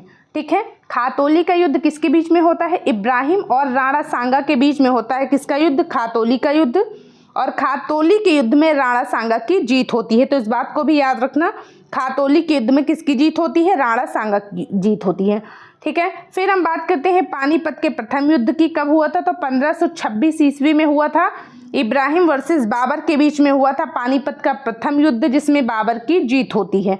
ठीक है, युद्ध भूमि में मारा जाने वाला सल्तनत का पहला सुल्तान कौन है? तो वो इब्राहिम लोदी है। फरिश्ता लिखता है इसके बारे में, किसके? इब्राहिम लोदी के, कि इब्राहिम लोदी मृत्यु पर्यंत लड़ा और एक सैनिक की भांति मारा गया। ठीक है, फिर हम बात करते हैं नियामतुल्लाह के बारे में। नियामतुल्लाह का कथन है कि सुल्तान इब्राहिम के अतिरिक्त भारत का अन्य कोई भी सुल्तान युद्ध भूमि में नहीं मारा गया। लोदी काल को मकबरों का काल भी कहा जाता है। तो इस बात को भी याद रखना, मकबरों का काल किसका काल कहलाता है? लोदी काल को मकबरों का काल भी कहा जाता है। दिल्ली की मोठ मस्जिद जो है यह सिकंदर लोदी के वजीर मियाँ भुआ ने बनवाई थी। तो इसको भी याद रखना। फिर हम बात करते हैं दिल्ली सल्तनत के प्रशासन और स्थापत्य की। ठीक है, केंद्रीय प्रशासन का मुखिया कौन होता था दिल्ली सल्तनत में? तो वो सुल्तान होता था। बलबन और अलाउद्दीन 2 ऐसे शासक थे जिनके समय में जो अमीर थे दिल्ली के वो प्रभावहीन हो गए थे। ठीक है, अमीरों का महत्व चरमोत्कर्ष पर कब था? तो लोदी काल में था। सल्तनत काल में मंत्री परिषद को मजलिस ए खलवत कहा गया है। तो इसको भी याद रखना, मजलिस ए खलवत किसका नाम है? तो ये मंत्री परिषद का नाम है। ठीक है, सल्तनत काल में मंत्रियों के बारे में बात करें तो वजीर जो होता था वो राजस्व विभाग का प्रमुख था। आरिजे मुमालिक जो था ये सैन्य विभाग का प्रमुख था। मुशरिफ ए मुमालिक जो था ये प्रांतों से प्राप्त आय व्यय का लेखा जोखा रखता था। सद्र उस सुदूर जो था ये धर्म एवं दान विभाग का प्रमुख था। अगला है काजी उल कज़ात। काजी उल कज़ात जो है ये न्याय का सर्वोच्च अधिकारी होता था। अगला है वरीदे मुमालिक, ये गुप्तचर विभाग का मुख्य अधिकारी होता था। और अगला है दीवाने इंसा, ये पत्राचार विभाग से संबंधित था। ठीक है, फिर हम बात करते हैं सल्तनत को किस में बांटा गया था? तो इक्ता में या सूबा में बांटा गया था, जिसे प्रांत भी कहा जाता है। और इसके जो मुखिया होते थे, जो इसके प्रशासक शासक होते थे, वो नायब, वली या मुफ्ती कहलाते थे। ठीक है, फिर हम बात करते हैं इक्ता को बांटा गया था सिख में। सिख अर्थात जिला की बात हम कर रहे हैं। इसका जो अधिकारी होता था वो सिकदार होता था। फिर हम बात करते हैं परगना की। परगना का जो शासक होता था, जो अधिकारी होता था, वो आमिल या मुशरिफ होता था। और इसके बाद हम बात करते हैं ग्राम की। ग्राम में कौन होते थे? खुद होते थे, मुकद्दम होते थे और चौधरी होते थे। ठीक है, अगर हम बात करें अमीर सदा की, तो एक शहर या 100 गांवों की देखरेख जो करता था उसे अमीर सदा कहा जाता था। बात करते हैं सल्तनत कालीन सैन्य संगठन की। सुल्तान की स्थायी सेना को खास खेल कहा जाता था। सैन्य व्यवस्था जो सल्तनत काल की थी वो दशमलव प्रणाली पर आधारित थी। ठीक है, घुड़सवारों की टुकड़ी का जो प्रधान है वो सरे खेल कहलाता था। ठीक है, अगर हम बात करें सैन्य संगठन की तो सुल्तान की जो स्थायी सेना है उसको खास खेल कहा जाता था। और ये जो सैन्य व्यवस्था थी सल्तनत कालीन ये दशमलव प्रणाली पर आधारित थी। घुड़सवारों की टुकड़ी का जो प्रधान था वो सरे खेल कहलाता था। ठीक है, एक सिपह सालार के अंतर्गत 10 सरे खेल आते थे, तो ये भी याद रखना। एक अमीर के अंतर्गत कितने सिपह सालार आते थे? 10 सिपह सालार आते थे। एक मलिक के अंतर्गत 10 अमीर आते थे और एक खान के अंतर्गत 10 मलिक आते थे। ठीक है, फिर हम बात करते हैं सेना का मुख्य सेनापति कौन होता था। तो सुल्तान जो था ये सेना का मुख्य सेनापति था। सल्तनत काल में बारूद की सहायता से गोला फेंकने वाली जो मशीन थी उसको मंगलिक और अर्राद कहा जाता था। तो ये दो नाम याद रखना, मंगलिक और अर्राद। ये क्या है? ये गोला फेंकने वाली मशीन है। ठीक है, प्रमुख विभागों की बात करते हैं तो दीवाने अर्ज जो है ये सैन्य विभाग है। इसका निर्माण किसने किया था? तो बलबन ने किया था। दूसरा है दीवाने मुस्तखराज, ये राजस्व विभाग है। दीवाने मुस्तखराज इसका निर्माण किया था अलाउद्दीन खिलजी ने। तीसरा है दीवाने कोही, कृषि विभाग है। मोहम्मद बिन तुगलक के समय इसकी स्थापना होती है। किसकी? दीवाने कोही की। ठीक है, अगला है दीवाने खैरात, ये दान विभाग है। इसके संस्थापक हैं फिरोज शाह तुगलक। अगला है दीवाने बंदगान, ये दास विभाग है। इसके संस्थापक भी फिरोज शाह तुगलक हैं। ठीक है, अगला है दीवाने इस्तेहाक, ये पेंशन विभाग है। इसके संस्थापक कौन है? फिरोज शाह तुगलक हैं। ठीक है, फिर हम बात करते हैं सल्तनत कालीन कर व्यवस्था की। तो उस्र जो था ये भूमि कर था जो कि मुस्लिमों से लिया जाता था। खराज जो था ये भी भूमि कर था लेकिन ये गैर मुसलमानों से लिया जाने वाला कर था। फिर हम बात करते हैं जजिया की, ये धार्मिक कर है जो कि गैर मुसलमानों से लिया जाता था। और जकात जो था ये भी धार्मिक कर था लेकिन ये मुसलमानों पर लगाया जाता था। खुम्स जो था ये लूट के धन पर जो कर लगता था उसको खुम्स कहा जाता था। ठीक है, अलाउद्दीन ने इक्ता प्रथा को समाप्त किया था, तो ये याद रखना। जबकि इसकी पुनः शुरुआत किसने की थी? फिरोज शाह तुगलक ने की थी। सल्तनत काल में अच्छी नस्ल के घोड़े कहाँ से मंगवाए जाते थे? तुर्की और अरब से। इसके अलावा रूस से भी मंगवाए जाते थे, जबकि जो हाथी थे वो मुख्यतः बंगाल से मंगाए जाते थे। सल्तनत काल में लगान का निर्धारण करने वाली एक मिश्रित प्रणाली थी, उसको मुक्तई कहा जाता था, तो ये भी याद रखना। और दूसरी जो लगान निर्धारण की पद्धति थी उसको मसाहत कहा जाता था। तो मसाहत और मुक्तई ये दोनों क्या है? लगान निर्धारण की पद्धतियां हैं। ठीक है, मसाहत की शुरुआत किसने की थी? अलाउद्दीन खिलजी ने की थी। सल्तनत काल का अंतर्राष्ट्रीय बंदरगाह कौन सा है? तो देवल बंदरगाह है। सल्तनत काल में सबसे लंबा शासनकाल तुगलक वंश का था और सबसे छोटा शासनकाल खिलजी वंश का था। सर्वप्रथम अलाउद्दीन मसूद शाह के सिक्कों पर बगदाद के अंतिम खलीफा, जिनका नाम है खलीफा अल मुस्तसीम, तो बगदाद के अंतिम खलीफा का नाम अंकित किया गया था किसके सिक्कों पर? अलाउद्दीन मसूद शाह के सिक्कों पर। विजारत का स्वर्णकाल किसे कहा जाता है? तुगलक काल को। ये भी याद रखना कि ऊखा मस्जिद किसने बनवाई थी? तो वो बनवाई थी मुबारक शाह खिलजी ने। फिर हम बात करते हैं दिल्ली सल्तनत के साहित्य की। मोस्ट इंपॉर्टेंट हैं ये पुस्तकें। फुतुहाते फिरोज शाही, इसके लेखक कौन है? फिरोज शाह तुगलक हैं। फुतुहाते फिरोज शाही, इसके लेखक हैं फिरोज शाह तुगलक। और जो तारीख़े फिरोज शाही है इसके लेखक हैं जियाउद्दीन बर्नी। ठीक है, अगली है तबकाते नासिरी, इसके लेखक कौन है? मिनहाजुस सिराज जो हैं ये तबकाते नासिरी के लेखक हैं। अगली है ताजुल मासिर, ताजुल मासिर के लेखक कौन है? हसन निजामी हैं। अगली है तारीख़ मुबारक शाही, तारीख़ मुबारक शाही के लेखक कौन है? याहिया बिन अहमद हैं। अगली है फुतूस सलातीन, इसके लेखक हैं अब्दुल्ला मलिक इसामी। अगली है संगीत राज, संगीत में मानसा, ये दोनों पुस्तकें किसने लिखी हैं? राणा कुंभा ने लिखी हैं। अगली है आसिका और तुगलकनामा, इसके लेखक कौन है? अमीर खुसरो। अमीर खुसरो की कई रचनाएं हैं जो कि बहुत इंपॉर्टेंट हैं और पूछी जाती हैं, जिनमें से आसिका है, तुगलकनामा है, खजाइनुल फुतूह है, नूर सिपहर है और तारीख़ दिल्ली है। इन सब के लेखक कौन हैं? तो अमीर खुसरो ही हैं। ठीक है, अब हम बात करते हैं विजयनगर साम्राज्य की। ठीक है, ये वो टॉपिक है जिससे अब सवाल पूछे जाते हैं और ऐसा टॉपिक है जिसे ज़्यादातर लोग कवर नहीं करते, तो ये इम्पॉर्टेंट है। विजयनगर साम्राज्य की बात करें तो तुंगभद्रा नदी के किनारे ये क्षेत्र स्थित है विजयनगर। इसकी राजधानी क्या थी? तो इसकी राजधानी थी हम्पी। किसकी? विजयनगर की। विजयनगर की जो राजभाषा है वो तेलुगु है, तो याद रखना। ठीक है, विजयनगर साम्राज्य की स्थापना 1336 ईस्वी में की गई थी। इसके संस्थापक थे हरिहर और बुक्का। ठीक है, हरिहर और बुक्का ने विजयनगर में संगम वंश की स्थापना की थी अपने गुरु विद्यारण्य के आशीर्वाद से। तो ये भी याद रखना, संगम वंश के संस्थापक हरिहर और बुक्का थे। जो हरिहर और बुक्का हैं ये प्रताप रुद्र देव के सामंत थे। प्रताप रुद्र देव कौन है? तो ये वारंगल के काकतीय शासक हैं, तो इस बात को भी याद रखना। ठीक है, विजयनगर साम्राज्य में संगम वंश की स्थापना किसने की थी? हरिहर और बुक्का ने की थी, तो ये भी याद रखना। हरिहर की बात करें तो होयसल का विलय इसने किया था विजयनगर साम्राज्य में, और मदुरै को जीता था आंशिक रूप से। किसने? हरिहर ने। फिर हम बात करेंगे बुक्का प्रथम की, हरिहर द्वितीय की। जो बहुत इंपॉर्टेंट है उन्हीं के बारे में हमने डिटेल से बात की है। जिनके बारे में बहुत ज़्यादा चीज़ें ज़रूरी नहीं है उनके बारे में हमने डिटेल में कोई बातचीत नहीं की है। ठीक है, फिर हम बात करेंगे देवराय प्रथम के बारे में, देवराय द्वितीय के बारे में, मल्लिकार्जुन के बारे में बात करें तो मल्लिकार्जुन को प्रौढ़ देवराय कहा जाता है, तो ये याद रखना। प्रौढ़ देवराय किसको कहा जाता है? तो ये कहा जाता है मल्लिकार्जुन को। ठीक है, मल्लिकार्जुन को प्रौढ़ देवराय कहा जाता है। ओडिशा व बहमनी ने आक्रमण किया था मल्लिकार्जुन के समय, और संगम वंश का पतन जो है कब से प्रारंभ होता है? तो मल्लिकार्जुन के समय से ही। अब हम बात करते हैं महत्वपूर्ण विजयनगर के शासक बुक्का प्रथम की। बुक्का प्रथम ने अपना दूत मंडल चीन भेजा था। ठीक है, इसने मदुरै का विलय किया था विजयनगर साम्राज्य में। विजयनगर बहमनी संघर्ष जो है किसके समय प्रारंभ होता है? तो वो बुक्का प्रथम के समय ही प्रारंभ होता है विजयनगर बहमनी संघर्ष। बुक्का प्रथम की उपाधि बहुत इंपॉर्टेंट है, इनकी उपाधि है वेद मार्ग प्रतिष्ठापक। ठीक है, और इनकी रचना क्या है? बुक्का प्रथम की लिखी हुई जो पुस्तक है वो है वैदिक मार्ग प्रवर्तक, इसको भी याद रखना। इसके समय में रायचूर दोआब जो था वो विजयनगर के अधीन था, और कृष्णा नदी जो है ये विजयनगर की सीमा बनी बुक्का प्रथम के समय। फिर हम बात करते हैं हरिहर द्वितीय की। हरिहर द्वितीय की उपाधि जो है महाराजाधिराज और राज परमेश्वर, ये दोनों उपाधियां किसकी हैं?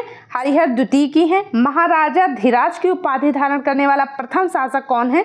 हरिहर द्वितीय है। ठीक है, इसने कनारा, मैसूर, त्रिचनापल्ली और कांची की विजय की थी। किसने? हरिहर द्वितीय ने। श्रीलंका पर अधिकार करके वहां के राजा से राजस्व किसने वसूला था? तो इसको भी याद रखना, हरिहर द्वितीय ने। इसने बहमनी पर आक्रमण करके वहां से बेलगांव और गोवा को छीन लिया था। शिव जी के विरूपाक्ष रूप का उपासक था कौन? हरिहर द्वितीय, तो इसको याद रखना। फिर हम बात करते हैं देवराय प्रथम की। ठीक है, इसने बहमनी से युद्ध किया, हार गया, और अपनी पुत्री का विवाह बहमनी शासक फिरोज शाह से किया। किसने किया? देवराय प्रथम ने। ठीक है, दहेज में इसने बांकापुर का क्षेत्र दिया। किसको? बहमनी के शासक को। 10 लाख ऊँट दिए, हाथी और बहुत सारे प्रकार के रत्न दिए। इसलिए इसे सुनार की बेटी का युद्ध कहा जाता है। तो याद रखना, सुनार की बेटी का युद्ध किसके बीच में हुआ था? विजयनगर और बहमनी के बीच में हुआ था। विजयनगर में शासक कौन थे? देवराय प्रथम थे। बहमनी में शासक कौन थे? फिरोज शाह थे। ठीक है, देवराय प्रथम ने श्रीनाथ को संरक्षण दिया था। श्रीनाथ कौन? तो हरविलासम ग्रंथ के लेखक हैं श्रीनाथ। तुंगभद्रा नदी पर और हरिद्रा नदी पर, दोनों नदियों पर बांध किसने बनवाया था? देवराय प्रथम ने। अब हम बात करते हैं देवराय द्वितीय की। बहुत इंपॉर्टेंट है देवराय द्वितीय। संगम वंश के सबसे प्रतापी शासक हैं देवराय द्वितीय। इनकी उपाधियां बहुत इंपॉर्टेंट हैं। देवराय द्वितीय को इम्माडी देवराय कहा जाता है। देवराय द्वितीय को गजबेटकर भी कहा जाता है। गजबेटकर अर्थात हाथियों का शिकारी। किसको कहा जाता है? देवराय द्वितीय को। जनता इन्हें इंद्र का अवतार मानती थी।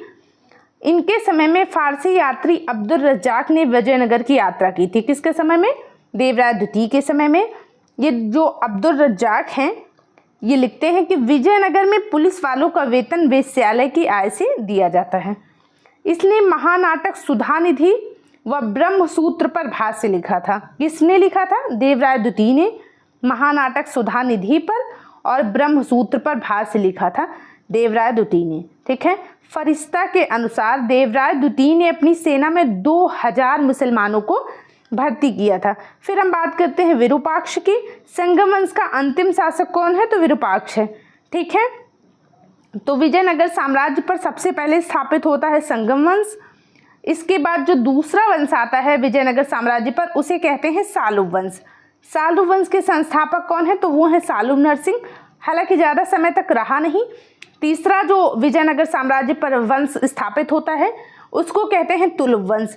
तुलुव वंश के जो संस्थापक हैं वो है वीर नरसिंह, इनके बारे में हम डिटेल में डिस्कस करेंगे। और तुलुव वंश के बाद जो लास्ट वंश विजयनगर साम्राज्य पर शासन स्थापित करता है उसको कहते हैं अराविडु वंश।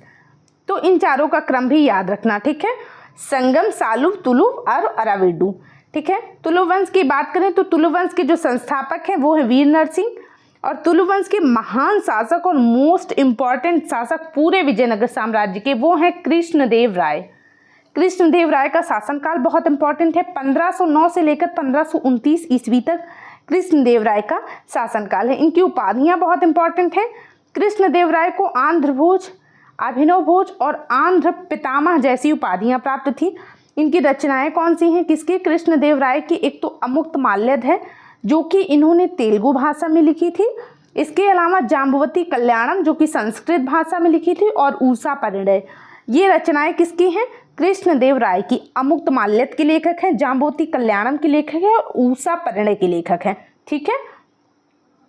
इनके योग्य मंत्री और सेनापति कौन हैं? वो हैं सालुव तिम्मा। इनके समय में विदेशी यात्री आए थे, किसके? कृष्णदेव राय के समय।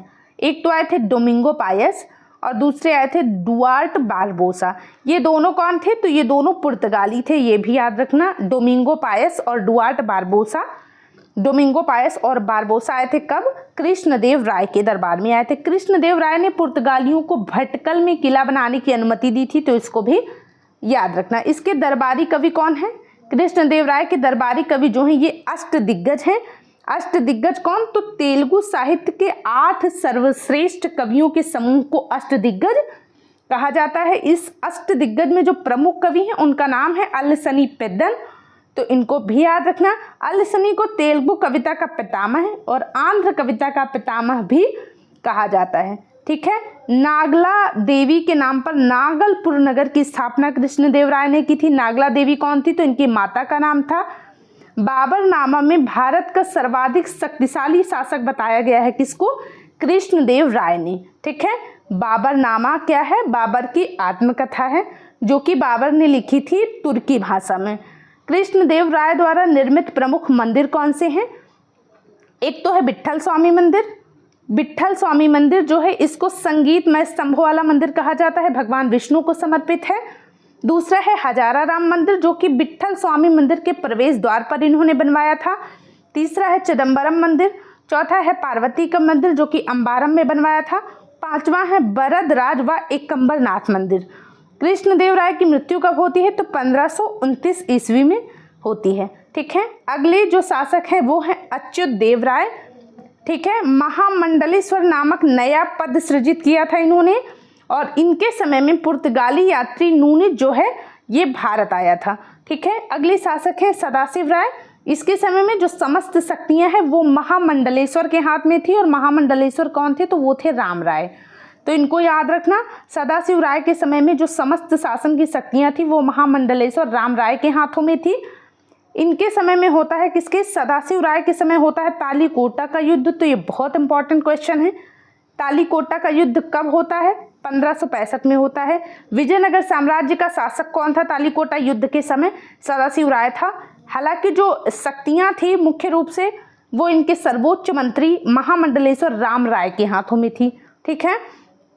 तालीकोटा युद्ध को राक्षसी तंगड़ी का युद्ध या बन्नी हट्टी का युद्ध भी कहा जाता है, इसको भी याद रखना।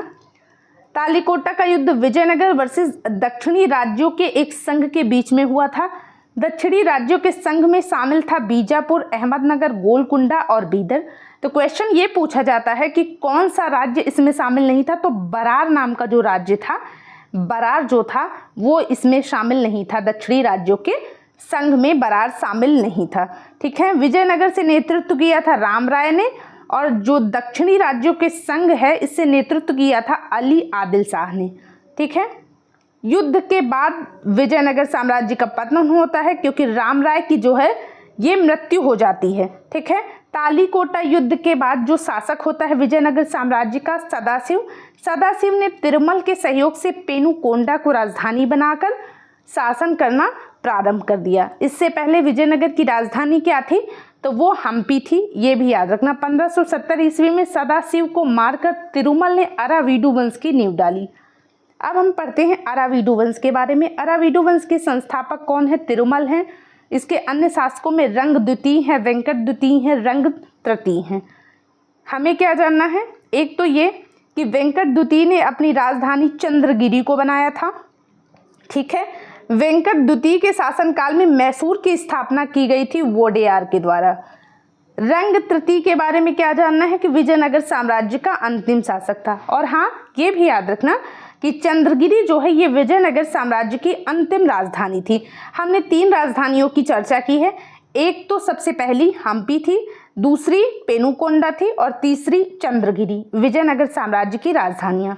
विजयनगर साम्राज्य के प्रशासन की बात करें तो इनके प्रशासन की विशेषता इनकी आयंगर और नायंगर व्यवस्था है। विजयनगर में संपूर्ण राज्य का विभाजन मंडल में किया गया था, मंडल का विभाजन वलनाडु में, वलनाडु का विभाजन नाडु में और नाडु का विभाजन उर में किया गया था। मंडल अर्थात स्टेट होता था, वलनाडु अर्थात जिला होता था, नाडु अर्थात मेला ग्राम और उर जो था ये ग्राम होता था। आयंगर की बात करें तो जो आयंगर थे ये ग्रामीण प्रशासन से संबंधित होते थे। आयंगर जो है ये 12 अधिकारियों का एक समूह होता था।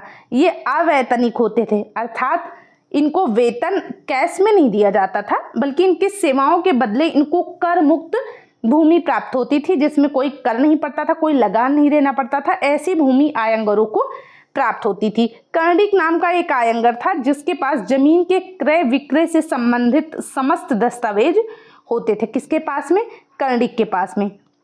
विजयनगर साम्राज्य में विवाह कर भी लिया जाता था, जो कि वर और वधू दोनों से लिया जाता था। हालांकि जो व्यक्ति विधवा से विवाह करता था उसे इस कर से मुक्ति मिलती थी। किससे, विवाह कर से, अर्थात विधवाओं को विवाह कर से मुक्ति प्राप्त थी। फिर हम बात करते हैं विजयनगर के सैन्य विभाग की। विजयनगर का सैन्य विभाग जो है ये कदाचार कहलाता है और इस सैन्य विभाग के जो उच्च अधिकारी हैं उनको दंडनायक या सेनापति कहा जाता था। विजयनगर में दास प्रथा प्रचलित थी, ये भी याद रखना। मनुष्य के क्रय विक्रय को विजयनगर में वेश बक कहा जाता था। फिर हम बात करते हैं बड़वा कौन थे, तो उत्तर भारत से आकर दक्षिण भारत में बसने वाले लोगों को बड़वा कहा जाता था। कल्याण मंडप और गोपुरम क्या है, तो ये दक्षिण भारत के मंदिर निर्माण की शैली है, कल्याण मंडप और गोपुरम। विजयनगर की मुद्रा कौन सी है, तो पेगोडा जो है ये विजयनगर की मुद्रा है। विजयनगर की चित्रकला क्या है, तो विजयनगर की चित्रकला है लिपाक्षी कला, ठीक है। नृत्य और संगीत की मिश्रित शैली यक्षिणी शैली जो है ये विजयनगर में प्रचलित थी, ठीक है। सर्वाधिक प्रसिद्ध सिक्का विजयनगर का वाराह सिक्का था, जो कि सोने का होता था और इसका वजन बहुत था, 52 ग्रेन इसका वजन होता था। किसका, वाराह का। ये सर्वाधिक प्रसिद्ध सिक्का था विजयनगर का। तार जो था ये चांदी का सिक्का होता था, लेकिन ये छोटा सिक्का होता था, ठीक है। विजयनगर में लगान मुक्त भूमि को क्या कहते थे, उम्बली कहते थे। याद रखना उम्बली क्या है, तो ये लगान मुक्त भूमि है। रक्त कोड़गय क्या था, विजयनगर काल में युद्ध में शहीद जो सैनिक होते थे, ठीक है, अपने शौर्य का प्रदर्शन करते हुए, अपनी वीरता का प्रदर्शन करते हुए जो व्यक्ति शहीद हो जाता था उसको जो भूमि दी जाती थी उसको रक्त कोड़गय कहा जाता था, ठीक है। फिर हम बात करते हैं कृष्णदेव राय के दरबारी संगीतकार कौन थे, तो वो थे लक्ष्मी नारायण। लक्ष्मी नारायण ने संगीत सूर्योदय नाम की पुस्तक लिखी है। संगीत सार के लेखक कौन हैं, तो ये हैं संत विद्यारण्य। वासव पुराण के लेखक कौन हैं, ये हैं भीमक।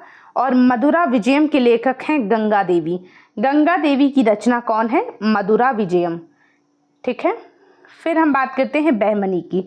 बहमनी राज्य की जो राजधानी थी ये गुलबर्गा थी। बहमनी राज्य की राजभाषा जो थी ये मराठी थी। बहमनी साम्राज्य के प्रमुख बंदरगाह जो थे वो चौल बंदरगाह और दाभोल बंदरगाह। बहमनी साम्राज्य के संस्थापक थे हसन गंगू, जिनका नाम है अलाउद्दीन हसन बहमन शाह। इस नाम से जो है अलाउद्दीन हसन बहमन शाह के नाम से बहमनी के शासक बनते हैं। कब, तो 1347 ईस्वी में, ठीक है। हसन गंगू ने हिंदुओं से जजिया कर न लेने का आदेश दिया था, 1358 में इनकी मृत्यु होती है और बीदर में इनका मकबरा बना हुआ है, किसका? हसन गंगू का। फिर हम बात करते हैं मोहम्मद शाह प्रथम की, बहमनी राज्य के दूसरे शासक हैं। इसने सर्वप्रथम बारूद का प्रयोग किया था, किसके विरुद्ध में? बुक्का के विरुद्ध में। बुक्का कौन है? तो विजयनगर के शासक हैं। फिर हम बात करते हैं मोहम्मद शाह द्वितीय की। मोहम्मद शाह द्वितीय को दक्कन का अरस्तु कहा जाता है, ये याद रखना। अगले शासक हैं ताजुद्दीन फिरोज। फिरोजाबाद की स्थापना की थी इसने भीमा नदी के तट पर। प्रशासन में बड़े स्तर पर हिंदुओं को शामिल किया था ताजुद्दीन फिरोज ने, और सुनार की बेटी के युद्ध में देवराय प्रथम को पराजित किया था, किसने? ताजुद्दीन फिरोज ने। ठीक है। फिर हम बात करते हैं शिहाबुद्दीन अहमद की। शिहाबुद्दीन अहमद ने अपनी राजधानी बनाई थी बीदर को और इसका नया नाम रखा था मोहम्मदाबाद, पहली बात। दूसरी बात यह कि सूफी संत गेसुदराज का शिष्य था शिहाबुद्दीन अहमद, इसे वली सुल्तान भी कहा जाता था, इसकी जो उपाधि थी वो थी वली सुल्तान। फिर हम बात करते हैं एक अन्य शासक बहमनी साम्राज्य के, जिनका नाम था हुमायूं। इन्हें दक्कन का नीरो कहा जाता था। इन्होंने अपना प्रधानमंत्री बनाया था महमूद गमा को, और इनकी उपाधि जो थी वो जालिम है, याद रखना। हुमायूं को जालिम नाम की उपाधि भी प्राप्त थी। फिर हम बात करते हैं मोहम्मद तृतीय की। इसने महमूद गमा को ख्वाजा जहां की उपाधि दी थी, किसने? मोहम्मद तृतीय ने महमूद गमा को ख्वाजा जहां की उपाधि दी। महमूद गमा के पत्रों का संग्रह क्या कहलाता है? रियाजुल इंसा। और ये बहुत बार पूछा जा चुका है कि रियाजुल इंसा क्या है, तो ये महमूद गमा के पत्रों का संग्रह है। ठीक है। मोहम्मद तृतीय के समय रूसी यात्री निकितन ने बहमनी की यात्रा की थी, तो इस बात को याद रखना। बहमनी साम्राज्य के अंतिम शासक कौन है? तो वो है कलीमुल्ला खान। बहमनी साम्राज्य के अंतिम शासक हैं। इनकी मृत्यु के बाद बहमनी का विभाजन 5 राज्य में हो जाता है: बीजापुर, अहमदनगर, बरार, गोलकुंडा और बीदर। अब हम इनकी बात कर लेते हैं। बीजापुर के संस्थापक कौन हैं? तो ये हैं यूसुफ आदिल शाह, बीजापुर के संस्थापक हैं। कब स्थापना की थी? 1489 ईस्वी में। ठीक है। तो याद रखना बीजापुर के संस्थापक कौन है? यूसुफ आदिल शाह हैं। अहमदनगर के संस्थापक कौन है? मलिक अहमद हैं।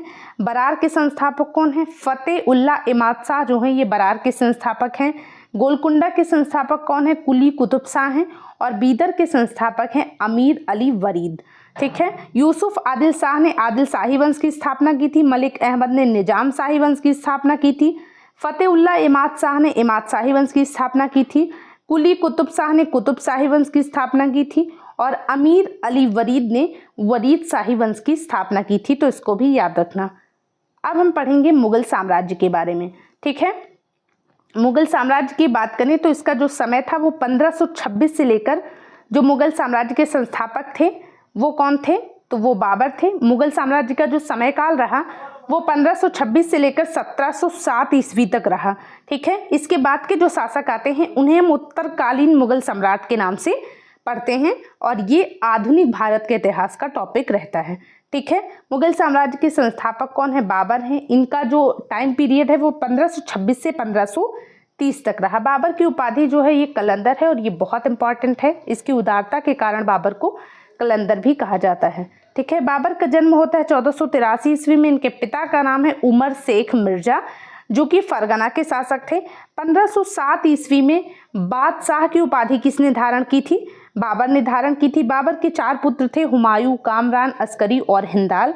भारत पर किसने? बाबर ने 5 बार आक्रमण किया था। इनका जो प्रथम अभियान था वो 1519 में यूसुफ जाई जाति के विरुद्ध था, और पहले अभियान में ही बाबर ने बाजोर और भेरा के किले पर अधिकार स्थापित किया था। ठीक है। बाबर ने पानीपत के प्रथम युद्ध में पहली बार तुगलमा युद्ध नीति और तोपखाने का प्रयोग किया था, तो ये भी याद रखना। पहली बार तुगलमा युद्ध नीति और तोपखाने का प्रयोग किसने किया था? बाबर ने। कब किया था? पानीपत के प्रथम युद्ध में। इनके जो निशानेबाज थे बहुत इंपॉर्टेंट हैं बाबर के, एक का नाम है उस्ताद अली और दूसरे हैं मुस्तफ़ा खान। बाबर द्वारा लड़े गए युद्ध कौन कौन से हैं? इन सभी युद्धों का विजेता तो बाबर ही रहा। ठीक है। जैसे पानीपत का प्रथम युद्ध कब होता है? 1526 ईस्वी में। किसने जीता था? बाबर ने। किसके बीच हुआ था? इब्राहिम लोदी और बाबर के बीच में होता है पानीपत का प्रथम युद्ध। दूसरा है खानवा का युद्ध। कब होता है? 1527 ईस्वी में होता है। राणा सांगा और बाबर के बीच में होता है, और इसको भी किसने जीता था? बाबर ने जीता है। तीसरा है चंदेरी का युद्ध, 1528 ईस्वी में हुआ था, मेदिनी राय और बाबर के बीच में। इसको किसने जीता था? बाबर ने जीता था। और चौथा है घाघरा का युद्ध 1529 ईस्वी में हुआ था अफगान वर्सेस बाबर के बीच में, और इसको भी किसने जीता था? बाबर ने जीता था। तो ये सारे युद्ध बहुत इंपॉर्टेंट है। पानीपत का प्रथम युद्ध कब हुआ था? 1526 में। खानवा का युद्ध 1527 में। चंदेरी का युद्ध 1528 में। और घाघरा का युद्ध हुआ था 1529 ईस्वी में। ठीक है। बाबर ने मुसलमानों को तमगाकर से मुक्त किया था, तो ये याद रखना। खानवा युद्ध को जीतने के बाद बाबर ने राणा सांगा के खिलाफ जिहाद का नारा दिया था तथा विजय के बाद गाजी की उपाधि धारण की थी। ठीक है। 1530 ईस्वी में आगरा में बाबर की मृत्यु हो जाती है। पहले बाबर को आगरा के आराम बाग में दफनाया जाता है और बाद में बाबर को बाबर की जो मनपसंद जगह थी काबुल, वहां पर उसको दफनाया गया। बाबर की मातृभाषा कौन सी है? तो बाबर की मातृभाषा जो है ये तुर्की है, इसको याद रखना। बाबर की आत्मकथा का नाम क्या है? बाबरनामा है, और बाबर ने इसे तुर्की भाषा में ही लिखा था। ठीक है। हालांकि इसका फारसी भाषा में अनुवाद अब्दुल रहीम खान खाना ने किया। दूसरी बात यह है कि मुगल काल की जो ऑफिशियल लैंग्वेज थी वो फारसी थी, तुर्की नहीं थी, इसको भी याद रखना। बाबर मुबई नामक पद्य शैली का जन्मदाता माना जाता है। प्रसिद्ध नक्शबंदी सूफी ख्वाजा उबैदुल्ला अहरार का अनुयायी कौन था? बाबर था। बाबर के उत्तराधिकारी कौन है? हुमायूं हैं। ठीक है। अपने पिता के निर्देश के अनुसार हुमायूं ने अपने राज्य का बंटवारा अपने भाइयों में कर दिया था।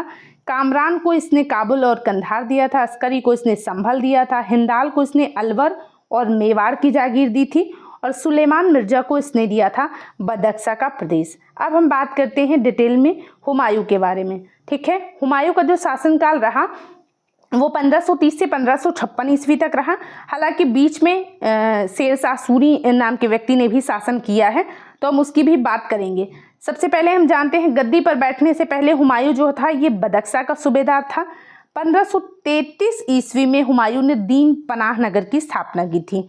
हुमायूं द्वारा लड़े गए युद्ध कौन कौन से हैं? एक तो है देवरा का युद्ध, कब हुआ था? 1531 में हुआ था। दूसरा है चौसा का युद्ध, कब हुआ था? 1539 ईस्वी में। मोस्ट इंपॉर्टेंट है, चौसा का युद्ध कब हुआ था? 1539 ईस्वी में शेर खान वर्सेस हुमायूं के बीच में हुआ था। इसमें कौन विजयी था? तो शेर खान विजयी था, और शेर शाह की उपाधि इसने धारण की। किसने? शेर खान ने। कब से? चौसा के युद्ध से। फिर अगला है बिलग्राम या कन्नौज का युद्ध, कब हुआ था? 1540 में हुआ था। हुमायूं और शेर खान के बीच में हुआ था।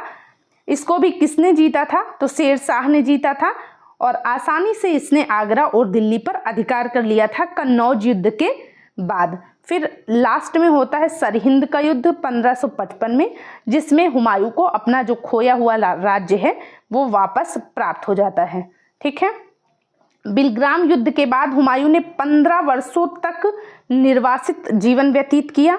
इसी समय में 1541 ईस्वी में हुमायूं ने हमीदा बानो बेगम से निकाह किया, जो कि इनके जो भाई हैं उन्हीं के गुरु की पुत्री थी। 1555 ईस्वी में पंजाब के सूरी शासक सिकंदर को पराजित करके पुनः दिल्ली की गद्दी पर बैठा। कौन? तो हुमायूं। ठीक है। 1556 ईस्वी में दीन पनाह पुस्तकालय की सीढ़ियों से गिर करके हुमायूं की मृत्यु हो जाती है। फिर हम बात करते हैं हुमायूं नामा किसने लिखा है? तो गुलबदन बेगम ने लिखा है हुमायूं नामा। हुमायूं ज्योतिष में विश्वास करता था और सप्ताह के 7 दिन अलग अलग रंग के कपड़े पहनता था। फिर हम बात करते हैं शेर शाह की, शेर शाह सूरी की। 1540 से 1545 ईस्वी मात्र 5 वर्षों का कार्यकाल रहा, पर बहुत सारा इसने काम किया था। किसने? शेर शाह सूरी ने। सूर साम्राज्य का संस्थापक है। ठीक है। अफगान वंश से संबंधित है। कौन? शेर शाह सूरी। इसके बचपन का नाम क्या था? तो फरीद खान था। इनके पिता का नाम हसन खान था, जो कि सासाराम के जमींदार थे। सासाराम क्षेत्र कहाँ का है? जौनपुर का है। शेर खान की उपाधि किसने दी थी शेर शाह को? मोहम्मद बहार खान लोहानी ने, जो कि बिहार के अफगान शासक थे। ठीक है। बिलग्राम युद्ध के बाद, बिलग्राम युद्ध कब होता है? 1540 ईस्वी में। बिलग्राम युद्ध के बाद शेर शाह जो है ये दिल्ली की गद्दी पर बैठता है। इसकी मृत्यु कब होती है? 1545 में।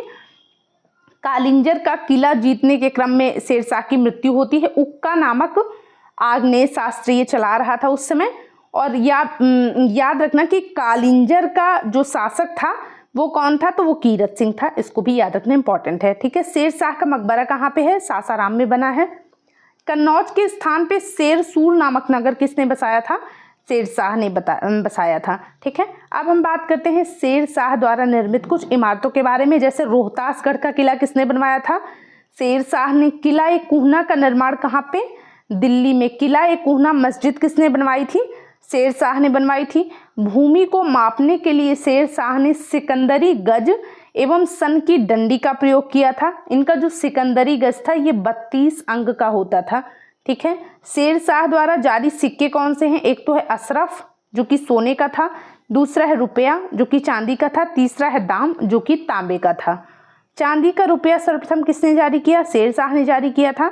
चांदी के रुपए और तांबे के दाम का अनुपात क्या था? ये क्वेश्चन पूछा गया है, तो 1:64 इसका ये अनुपात याद रखना। शेरशाह के समय तांबे के अन्य सिक्के कौन कौन से थे? तो एक तो अधोला है, दूसरा पावला है, तीसरा है दमड़ी और चौथा है जीतल। कबूलियत और पट्टा प्रथा की शुरुआत किसने की थी? तो याद रखना, कबूलियत और पट्टा प्रथा की शुरुआत शेरशाह ने की थी। 1541 ईस्वी में पाटलिपुत्र को पटना के नाम से किसने पुनः स्थापित किया? तो ये भी शेरशाह ने किया। इसने ग्रैंड ट्रंक रोड की मरम्मत करवाई थी। डाक प्रथा का प्रचलन भी किसके समय में हुआ? शेरशाह के समय में। मलिक मोहम्मद जैसी जो थे ये शेरशाह के समकालीन थे। शेरशाह के उत्तराधिकारी कौन बनते हैं? तो वो बनते हैं इस्लाम शाह। फिर हम बात करते हैं अकबर की। ठीक है, हुमायूं के बाद मुगल साम्राज्य का जो शासक बनता है वो कौन बनता है? अकबर बनता है। 1556 ईस्वी में हुमायूं की मृत्यु होती है। 1556 ईस्वी में अकबर जो है ये मुगल साम्राज्य का शासक बनता है। 1605 तक ये शासक रहा। इसका जन्म होता है 1542 ईस्वी में अमरकोट के राणा वीरसाल के महल में। अकबर की माँ का नाम हमीदा बानो बेगम है। इनके बचपन का नाम है जलाल।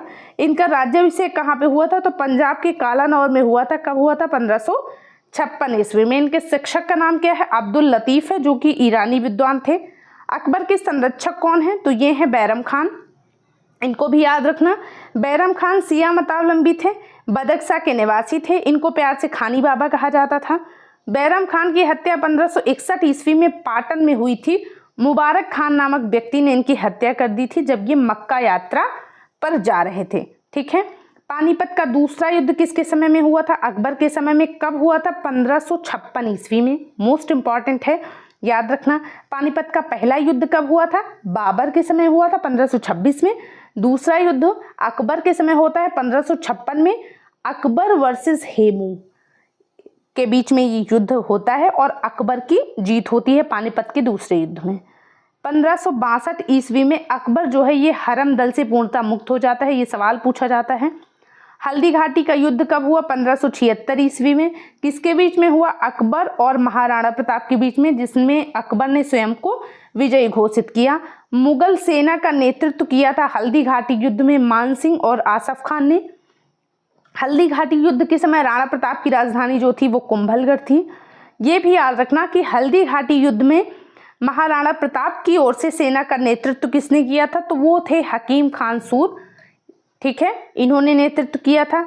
इसी युद्ध के बाद, हल्दी घाटी युद्ध के बाद, राणा प्रताप ने जो अपनी नई राजधानी थी वो चावड़ को बनाई थी। राणा प्रताप जी के घोड़े का नाम चेतक और इनके हाथी का नाम राम प्रसाद था, तो इसको भी याद रखना। फिर हम बात करते हैं दीने इलाही धर्म के बारे में। दीने इलाही धर्म का जो प्रधान पुरोहित है वो कौन है? वो अकबर है। दीने इलाही धर्म को स्वीकार करने वाला पहला और अंतिम हिंदू राजा कौन है? तो वो है हिंदू राजा या हिंदू कह सकते हैं, वो है राजा बीरबल। बीरबल को राजा की उपाधि किसने दी थी? तो अकबर ने ही दी थी। ठीक है, बीरबल के बचपन का नाम क्या था? तो महेशदास था, इसको भी याद रखना। जैन आचार्य हरि विजय सूरी को जगत गुरु की उपाधि किसने दी थी? अकबर ने दी थी।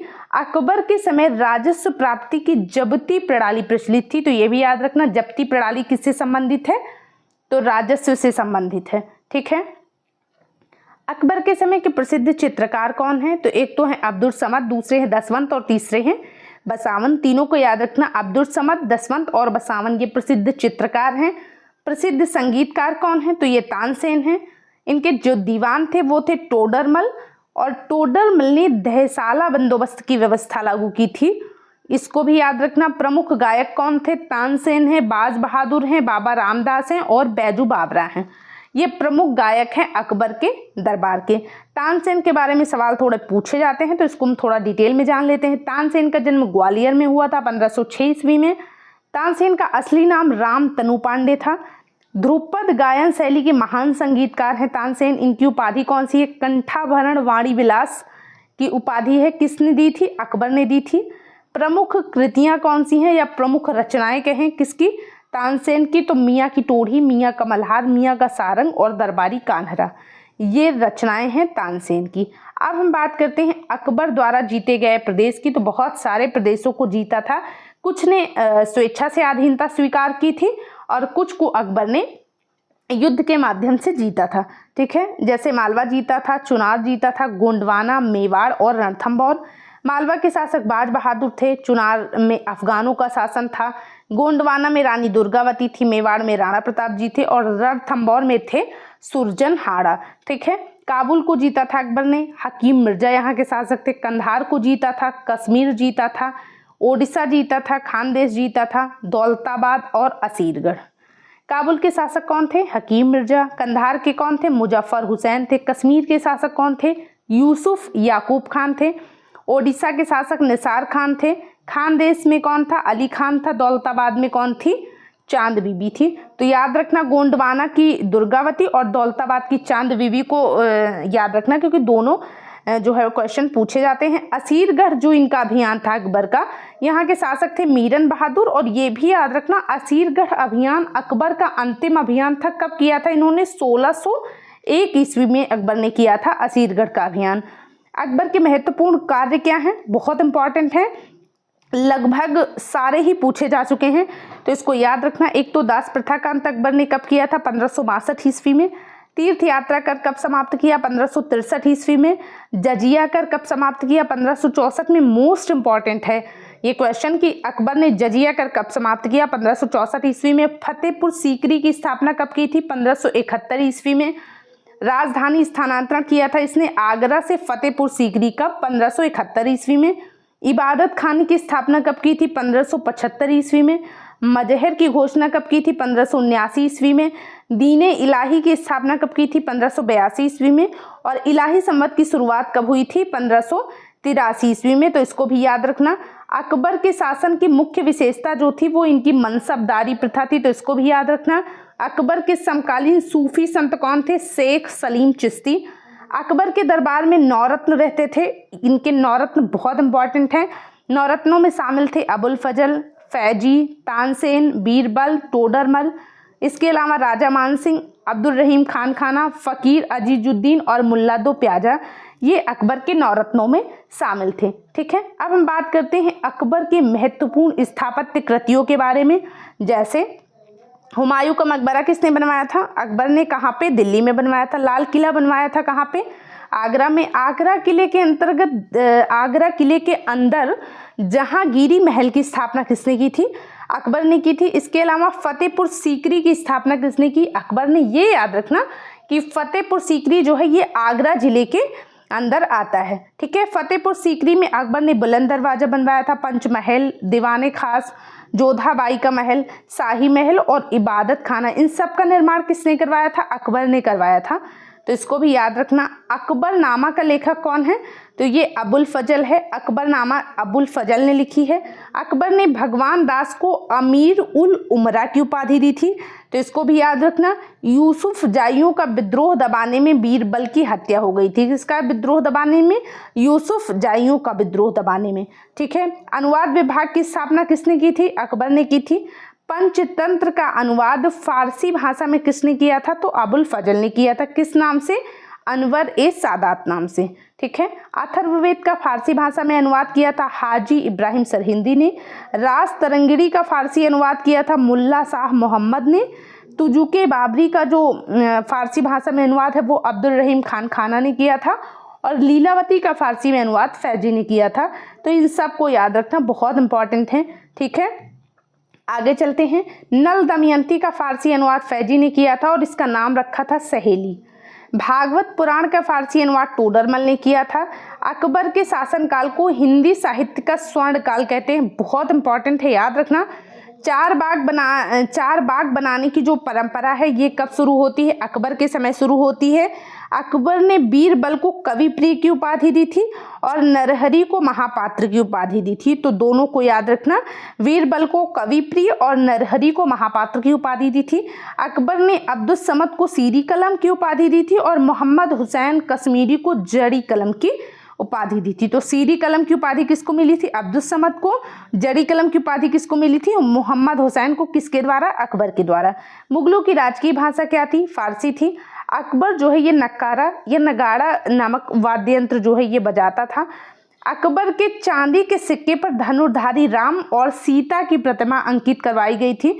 तो इस बात को याद रखना। अपनी गुजरात विजय के उपलक्ष्य में अकबर ने बुलंद दरवाजा का निर्माण करवाया था।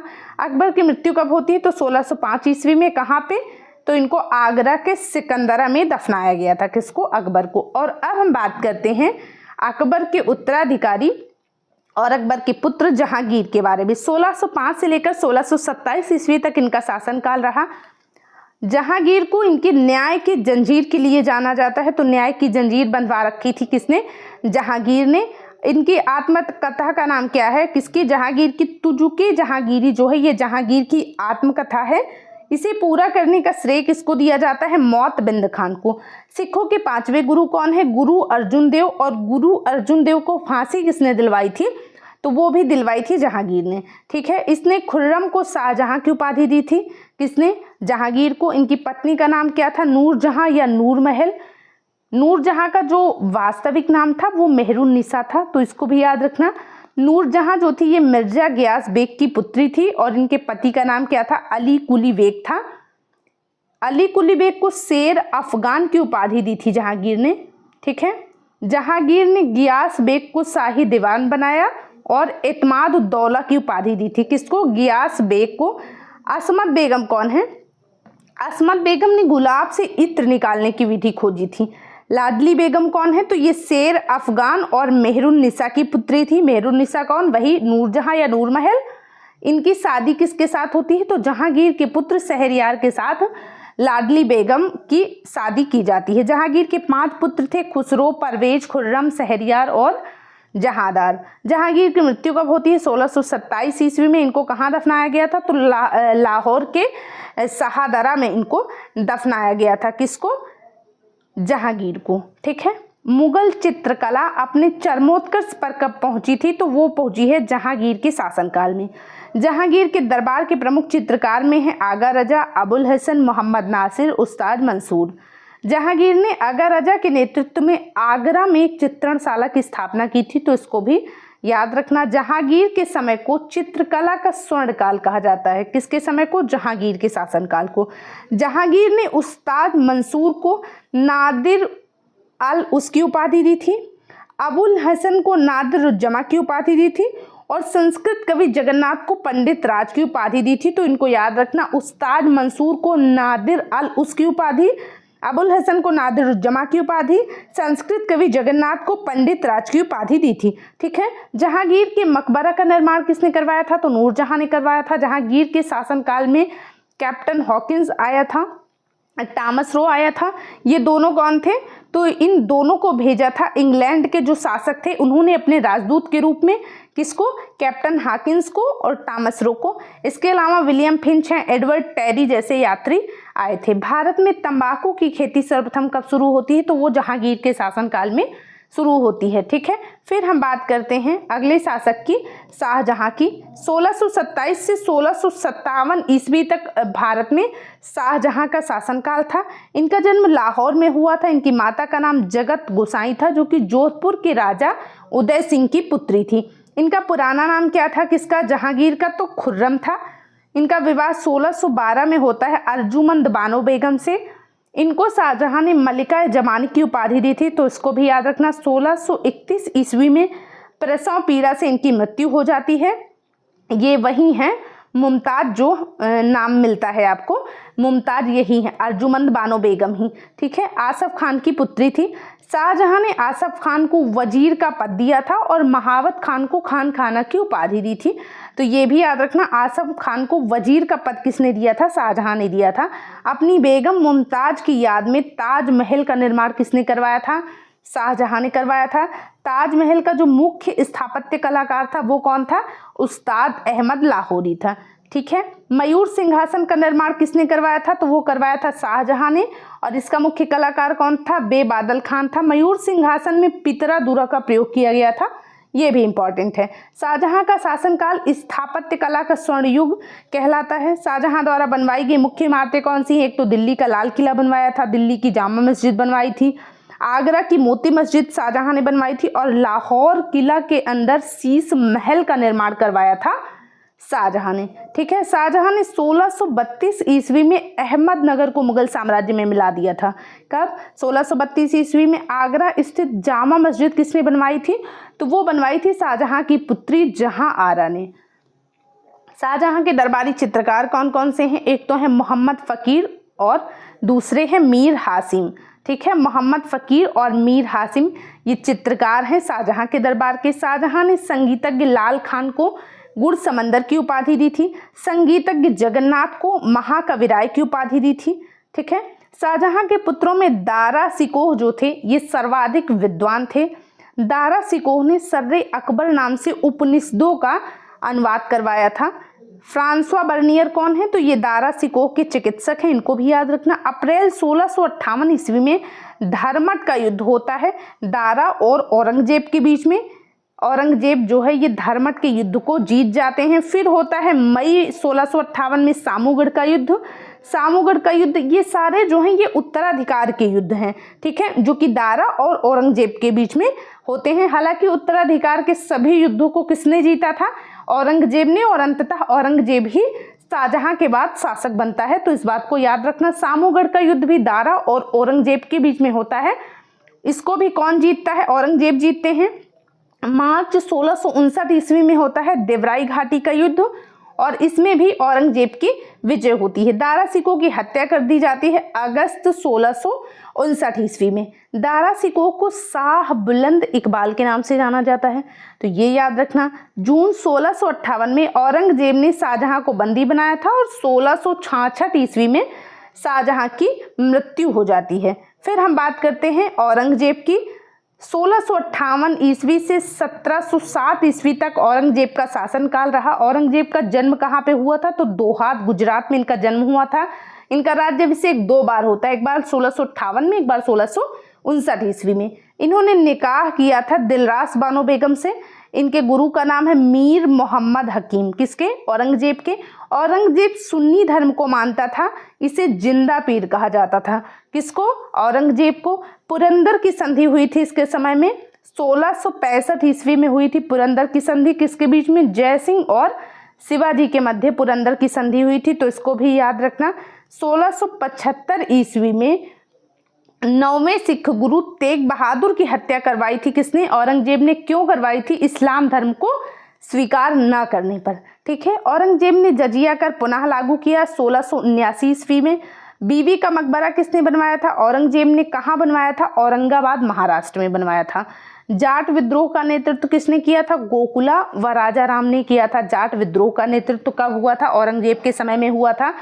औरंगजेब ने 1686 ईस्वी में बीजापुर, 1687 ईस्वी में गोलकुंडा को मुगल साम्राज्य में मिला लिया था। सर्वाधिक हिंदू अधिकारियों की नियुक्ति करने वाला सम्राट कौन सा है? कौन सा मुगल शासक है? तो वो औरंगजेब है। औरंगजेब ने कुरान को शासन का आधार बनाया था।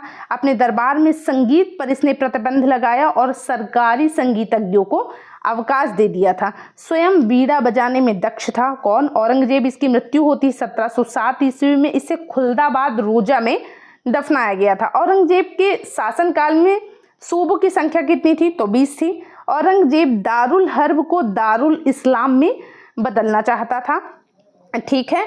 इसके शासनकाल में मुगल सेना में सर्वाधिक हिंदू सेनापति थे, तो इस बात को याद रखना। फ्रांकोइस बर्नियर कौन है? ये फ्रांसीसी यात्री है जो कि औरंगजेब के चिकित्सक भी थे, इसलिए इनको याद रखना। किसको? फ्रांकोइस बर्नियर को। फिर हम बात करते हैं मुगल शासन व्यवस्था की। मुगल शासन काल में मंत्रिपरिषद को वजारत कहा जाता था। औरंगजेब जो था, इसका दीवान जो था असद खान, इसने बहुत लंबे समय तक दीवान के पद पर कार्य किया था, लगभग 31 वर्षों तक कार्यरत रहा। कौन? असद खान औरंगजेब के दीवान के रूप में। मुगल काल में लगानहीन भूमि को मदद-ए-मास कहा जाता था और इसका निरीक्षण कौन करता था? तो सद्र नाम का अधिकारी करता था। मीर समा कौन था? सम्राट के घरेलू विभागों का प्रधान जो था वो मीर समा कहलाता था। मुगल काल में रुपए की सर्वाधिक ढलाई कब हुई थी? औरंगजेब के समय में ही हुई थी। आना सिक्के का प्रचलन किसने करवाया था? शाहजहां ने करवाया था। सबसे बड़ा सिक्का कौन था मुगल काल का? तो वो था संसब, और ये सोने का सिक्का होता था, संसब जो था। ठीक है, सोने का सर्वाधिक प्रचलित सिक्का कौन था मुगल काल में? तो वो था इलाही। तो याद रखना, इलाही जो था ये सोने का सिक्का था और मुगल काल का सर्वाधिक प्रचलित सिक्का भी था इलाही। जलाली क्या था? जलाली चांदी का सिक्का होता था। इसके अलावा कपड़ा उद्योग के अंतर्गत मुगल काल में ददनी प्रथा का प्रचलन था। तो ददनी प्रथा को भी याद रखना। मुगल काल में जो व्यवसाय परमिट होता था उसको दस्तक कहा जाता था। ठीक है, मुगल कालीन सैन्य व्यवस्था पूर्णतः मनसबदारी प्रथा पर आधारित थी। अब हम बात करते हैं मुगल काल के बाद मराठों के बारे में। ठीक है, मराठा साम्राज्य का संस्थापक कौन था? तो शिवाजी मराठा साम्राज्य के संस्थापक थे। शिवाजी का जन्म 1627 ईस्वी में सिवनेर दुर्ग में होता है। इनके पिता कौन है? शाहजी भोसले हैं। इनकी माता का नाम क्या था? शिवाजी की माता का नाम जीजाबाई था। इनके गुरु का नाम कोंडदेव था। हालांकि आध्यात्मिक क्षेत्र में शिवाजी के व्यक्तित्व पर गुरु रामदास का काफ़ी प्रभाव था। इन्होंने अपना विवाह किया था साईबाई निम्बालकर से। सर्वप्रथम 1644 ईस्वी में बीजापुर ने तोरण किले पर अधिकार किया। फिर 1656 ईस्वी में रायगढ़ को अपनी राजधानी बनाई। औरंगजेब ने इन्हें राजा की उपाधि दी थी। किसको? शिवाजी को। तो याद रखना, शिवाजी को राजा की उपाधि किसने दी थी? तो औरंगजेब ने दी थी। शिवाजी ने अफजल खान की हत्या की कब? 1659 ईस्वी में। इन्होंने सूरत को कब लूटा? तो 2 बार, क्योंकि मुगल व्यापारिक केंद्र था सूरत। 1664 और 1670 ईस्वी में 2 बार सूरत लूटा था। किसने? शिवाजी ने। पुरंदर की संधि कब हुई थी? 1665 ईस्वी में महाराजा जयसिंह और शिवाजी के मध्य हुई थी। तो इसको भी याद रखना। 1666 ईस्वी में औरंगजेब ने शिवाजी को जयपुर भवन में कैद करवा लिया था। ठीक है, पन्हाला दुर्ग को शिवाजी ने किससे छीना था?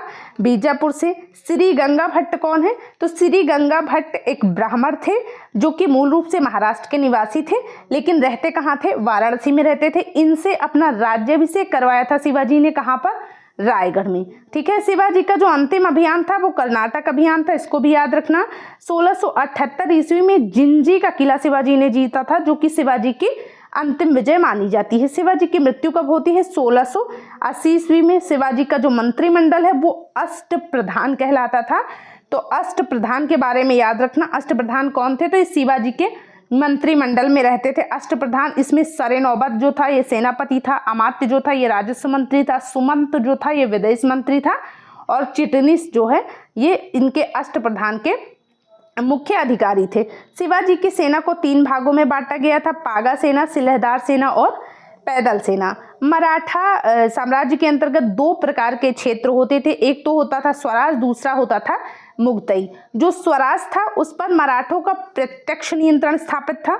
जो मुगतई था ये वो क्षेत्र है जिसमें मराठे चौथ और सरदेश मुखी वसूलते थे। तो इसको भी याद रखना। सरंजामी प्रथा किससे संबंधित है? सरंजामी प्रथा का संबंध जो था ये मराठा भू राजस्व व्यवस्था से था।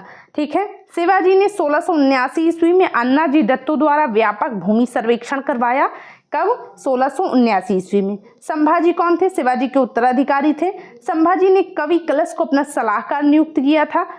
हालांकि मुगल सेनापति मखर्रब खान जो थे इन्होंने संभाजी की और इन्हीं के साथ साथ कवि कलश की भी हत्या कर दी थी। अब हम बात करते हैं राजा राम की। राजा राम ने अपनी राजधानी जो था ये सतारा को बनाया था, और सतारा जो है ये दूसरी राजधानी थी। पहली राजधानी जो थी वो रायगढ़ थी। इसको भी याद रखना। 1700 ईस्वी में राजा राम की मृत्यु हो जाती है। इनकी जो विधवा पत्नी होती हैं जिनका नाम है ताराबाई, ताराबाई जो थी ये मराठा साम्राज्य की संरक्षिका बन जाती हैं। 1707 ईस्वी में होता है खेड़ा का युद्ध। तो मोस्ट इंपॉर्टेंट है, खेड़ा का युद्ध कब होता है? 1707 ईस्वी में। किसके बीच में होता है? साहू वर्सेस ताराबाई के बीच में, जिसमें साहू जो था ये विजयी होता है। फिर हम बात करते हैं साहू की। 1708 ईस्वी में साहू का सतारा में राज्याभिषेक होता है, और साहू ने 1713 ईस्वी में बालाजी विश्वनाथ को पेशवा बनाया था। ठीक है, तो जो पहले प्रभावशाली पेशवा थे वो बालाजी विश्वनाथ थे। बालाजी विश्वनाथ के बाद जो पेशवा बनते हैं वो बनते हैं बाजीराव प्रथम। ये वही बाजीराव हैं जिनकी आपने मूवी देखी थी बाजीराव मस्तानी, इन्हीं का मस्तानी नाम की महिला से संबंध था। दिल्ली पर आक्रमण करने वाला प्रथम पेशवा कौन था? बाजीराव प्रथम था। पालखेड़ा का युद्ध हुआ था बाजीराव प्रथम के समय 1728 ईस्वी में बाजीराव प्रथम और निजामुल मुल्क के बीच में, जिसमें निजाम की हार हुई थी। ठीक है, बाजीराव प्रथम की मृत्यु कब हुई थी? तो 1740 ईस्वी में हुई थी। फिर हम बात करते हैं बालाजी बाजीराव की। बालाजी बाजीराव के समय हुई थी संगोली की संधि। तो याद रखना, संगोली की संधि कब हुई थी? बालाजी बाजीराव के समय हुई थी। बालाजी बाजीराव और राजा राम द्वितीय के बीच में हुई थी संगोली की संधि। झलकी की संधि भी हुई थी बालाजी बाजीराव और निजामों के बीच में। और पानीपत का जो थर्ड युद्ध है वो हुआ था 1761 में और इसमें मराठों की हार हुई थी। ठीक है, फिर हम बात करते हैं माधवराव नारायण की। माधवराव नारायण के बाद जो अंतिम पेशवा हैं मराठा साम्राज्य के वो हैं बाजीराव द्वितीय। ये अंतिम पेशवा हैं। प्रथम आंग्ल मराठा युद्ध कब हुआ था? 1722 ईस्वी में हुआ था, सालबाई की संधि से समाप्त हो गया। द्वितीय आंग्ल मराठा युद्ध कब हुआ था? तो 1803 से 1805 में हुआ था और 2 संधियां हुई थी द्वितीय आंग्ल मराठा युद्ध में। एक देवगांव की संधि, दूसरी थी सुरजी अर्जुन गांव की संधि। ठीक है, जो थर्ड आंग्ल मराठा युद्ध है 1817 से 1818 में हुआ था, तो इसको भी याद रखना।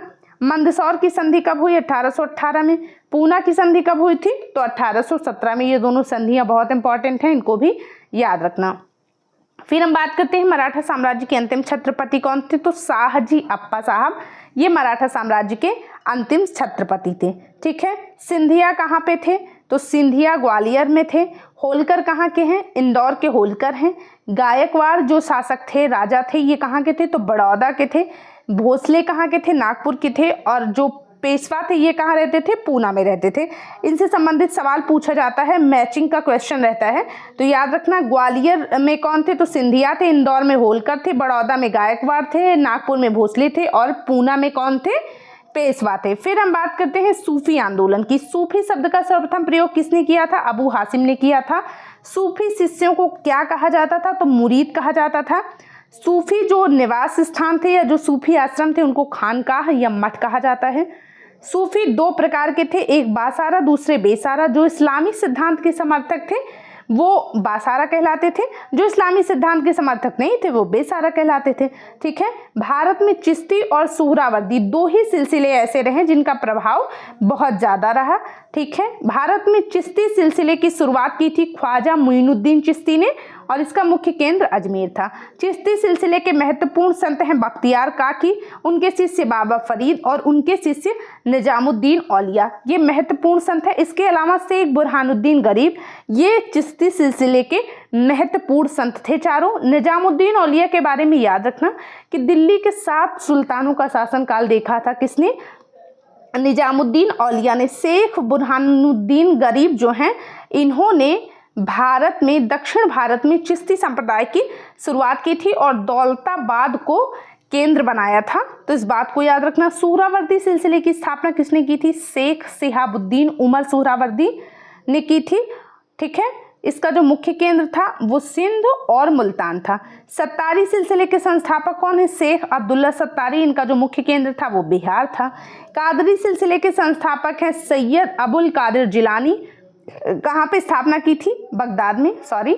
भारत में प्रवर्तक कौन है? किसके? कादरी सिलसिले के। जो भारत में प्रवर्तक रहे हैं वो हैं मोहम्मद गौस। कादरी सिलसिले के जो अनुयायी हैं ये गाने बजाने के विरोधी थे, तो इस बात को भी याद रखना।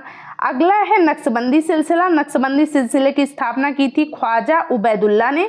भारत में इसकी स्थापना ख्वाजा बकी बिल्ला ने की थी। किसकी? नक्शबंदी सिलसिला की। इसका जो व्यापक प्रसार है वो शेख अहमद सरहिंदी ने किया था। फिर हम बात करते हैं निजामुद्दीन औलिया की। निजामुद्दीन औलिया की दरगाह जो है ये दिल्ली में है। निजामुद्दीन औलिया की उपाधियाँ बहुत इंपॉर्टेंट हैं। इनको महबूब इलाही कहा जाता है, इनको सुल्तानुल औलिया कहा जाता है और इनको योगी सिद्ध की उपाधि भी प्राप्त थी। किसको? निजामुद्दीन औलिया को। इनके शिष्य कौन है? शेख बुरहानुद्दीन गरीब और नासिरुद्दीन चिरागे देहलवी, ये किसके शिष्य हैं? निजामुद्दीन औलिया के। और फिर हम बात करते हैं भक्ति आंदोलन की। ठीक है, भक्ति आंदोलन की शुरुआत कहाँ से होती है? दक्षिण भारत से हुई है, मुख्य रूप से तमिल क्षेत्र से। इस आंदोलन के विकास 12 अलवार संतों जो कि वैष्णव संत थे और 63 नैनार संतों जो कि शैव संत थे, इन्होंने किया था। किसका? भक्ति आंदोलन का विकास। अंडाल जो है ये एकमात्र महिला अलवार साध्वी थी जो कि भगवान कृष्ण की भक्त थी। अपार कौन है? तो ये शैव हैं। पल्लव राजा महेंद्र वर्मन को शैव धर्म स्वीकार करवाया था। किसने? अपार ने। ठीक है, भक्ति आंदोलन को दक्षिण भारत से उत्तर भारत में लाने का श्रेय किस संत को दिया जाता है? तो वो रामानंद को दिया जाता है। रामानंद की शिक्षा से 2 संप्रदायों का प्रादुर्भाव हुआ, एक सगुण संप्रदाय, दूसरा निर्गुण संप्रदाय। सगुण संप्रदाय के बहुत सारे संत हैं, जैसे तुलसीदास हैं, नाभादास हैं, सूरदास हैं, मीराबाई हैं, निम्बार्क हैं, वल्लभाचार्य हैं और चैतन्य है। जबकि निर्गुण संप्रदाय के जो मुख्य कवि हैं वो कबीर माने जाते हैं। ठीक है, अब हम बात करते हैं भक्ति आंदोलन के संत के बारे में, जैसे शंकराचार्य। शंकराचार्य का जन्म केरल में हुआ था, इनकी मृत्यु बद्रीनाथ में हुई है और इनके गुरु का नाम जो था वो था गोविंद योगी। किसके? शंकराचार्य के। वेदांत दर्शन के प्रचार प्रसार के लिए शंकराचार्य ने भारत के 4 कोनों में 4 मठ स्थापित किए थे। उत्तर में उत्तराखंड में ज्योतिर्मठ, दक्षिण में कर्नाटक में श्रृंगेरी पीठम या शारदा पीठम, गोवर्धन मठ ओडिशा पूर्व में स्थापित किया था। द्वारका या शारदा पीठम, द्वारका शारदा पीठम ये गुजरात में पश्चिम में स्थापित किया था। तो इन चारों कोनों के 4 मठ याद रखना। ठीक है, फिर हम बात करते हैं रामानुजाचार्य की। 11वीं शताब्दी के संत हैं रामानुजाचार्य। इनका जो मत है वो है विशिष्टाद्वैतवाद। रामानुजाचार्य के बचपन का नाम जो था वो लक्ष्मण था। फिर हम बात करते हैं रामानंद की। रामानंद का जन्म होता है 1299 ईस्वी में। कहाँ पे होता है? तो प्रयागराज में होता है। सभी जाति के लोगों को इन्होंने अपना शिष्य बनाया था। किसने? रामानंद ने। 12 शिष्यों में इनकी 2 महिला शिष्य भी थी, एक का नाम पद्मावती था और दूसरे का नाम सुरसरी था, तो इनको भी याद रखना। इनके शिष्यों में कबीर भी थे, रैदास भी थे। कबीर जुलाहा थे और रैदास जो थे ये चर्मकार थे। रामानंद के बारे में जो मुख्य बात इंपॉर्टेंट है, जो क्वेश्चन पूछा गया है, इन्होंने अपने मत का प्रचार किस भाषा में किया था? तो हिंदी भाषा में किया था। किसने? रामानंद ने। फिर हम बात करते हैं कबीर की। कबीर का जन्म 1440 ईस्वी में हुआ था। इनका जो पालन पोषण है वो नीमा और नीरू नामक जुलाहा दाम्पत्य ने किया था। ठीक है, इनकी पत्नी का नाम लोई है। इनके जो अनुयायी हैं कबीर के वो कबीर पंथी कहलाते हैं। कबीर की जो वाणी का संग्रह है वो बीजक में किया गया है। बीजक के 3 भाग हैं, साखी, सबद और रामायणी। तो इसको भी याद रखना, बीजक के 3 भाग हैं, साखी, सबद, रामायणी। कबीर की भाषा सधुक्कड़ी है। कबीर की मृत्यु होती है 1510 ईस्वी में। कहाँ पे होती है? मगहर में होती है। फिर हम बात करते हैं गुरु नानक की। गुरु नानक का जन्म कब होता है? 1469 ईस्वी में। कहाँ पे होता है? तो तलवंडी या ननकाना साहिब में होता है, जो कि अभी पाकिस्तान के अंडर में आता है। ठीक है, गुरु नानक सिख धर्म के संस्थापक हैं। ठीक है, इन्होंने अपना उत्तराधिकारी लहना या अंगद, जो कि सिख धर्म के दूसरे गुरु हैं, उनको नियुक्त किया था। गुरु नानक की मृत्यु करतारपुर में होती है। कब होती है? 1539 ईस्वी में। फिर हम बात करते हैं चैतन्य स्वामी की। चैतन्य स्वामी के जो पिता हैं वो जगन्नाथ मिश्र हैं। इनकी जो माता हैं वो सची देवी हैं। पाठशाला में चैतन्य को निमाई पंडित या गौरांग कहा जाता था। तो इस बात को याद रखना। चैतन्य स्वामी का जो वास्तविक नाम है वो विश्वंभर है। चैतन्य स्वामी ने गोसाई संघ की स्थापना की थी। इनका जो दार्शनिक सिद्धांत है वो है अचिंत्य भेदा भेदवाद। जो इस्कॉन टेम्पल हैं वो इसी का अनुसरण करते हैं, तो याद रखना। फिर हम बात करते हैं गोस्वामी तुलसीदास की। इनका जन्म होता है 1532 ईस्वी में। राजापुर गांव में होता है। ये कहाँ का गांव है? बांदा जिला में पड़ता है राजापुर गांव। इनके पिता का नाम आत्माराम दुबे, इनकी माता का नाम इनकी माता का नाम हुलसी था। गोस्वामी तुलसीदास की माता का नाम हुलसी था, इनके पिता का नाम आत्माराम दुबे था। इन्होंने रामचरितमानस की रचना की है। अकबर व राणा प्रताप के समकालीन थे। इनकी मृत्यु कब होती है? किसकी? गोस्वामी तुलसीदास की मृत्यु होती है 1623 ईस्वी में। फिर हम बात करते हैं मीराबाई की। मीराबाई का जन्म होता है 1498 ईस्वी में। इनके पिता का नाम रतन सिंह राठौर है, इनके पति का नाम भोजराज है। इनके गुरु कौन है? तो संत रैदास जो है ये मीराबाई के गुरु हैं। कृष्ण की उपासना प्रेमी और पति के रूप में किसने की थी, तो वो की थी मीराबाई ने। ठीक है, फिर हम बात करते हैं रैदास की। रैदास जो है ये रामानंद के शिष्य थे और रैदासी संप्रदाय के संस्थापक थे। ठीक है, फिर हम बात करते हैं दादू दयाल की। दादू दयाल ने ब्रह्म संप्रदाय की स्थापना की थी, कबीर के अनुयायी थे और निपख आंदोलन की शुरुआत की थी किसने, दादू दयाल ने, तो इसको भी याद रखना। फिर हम बात करते हैं शंकर देव की। शंकर देव जो थे ये चैतन्य के समकालीन थे। भक्ति आंदोलन का प्रचार प्रसार इन्होंने असम में किया था, किसने, शंकर देव ने। तो ये क्लास यहीं तक थी। आई होप आपको ये क्लास पसंद आएगी। हमने थोड़ा तेजी से इसको पढ़ा है ताकि आपको रिवीजन कम से कम टाइम में आपका रिवीजन जो है ये हो जाए। आई होप आपको ये क्लास पसंद आएगी। अगर आती है तो प्लीज़ इसे लाइक और शेयर जरूर करें और अपना फीडबैक भी हमें जरूर दें। Thank you so much.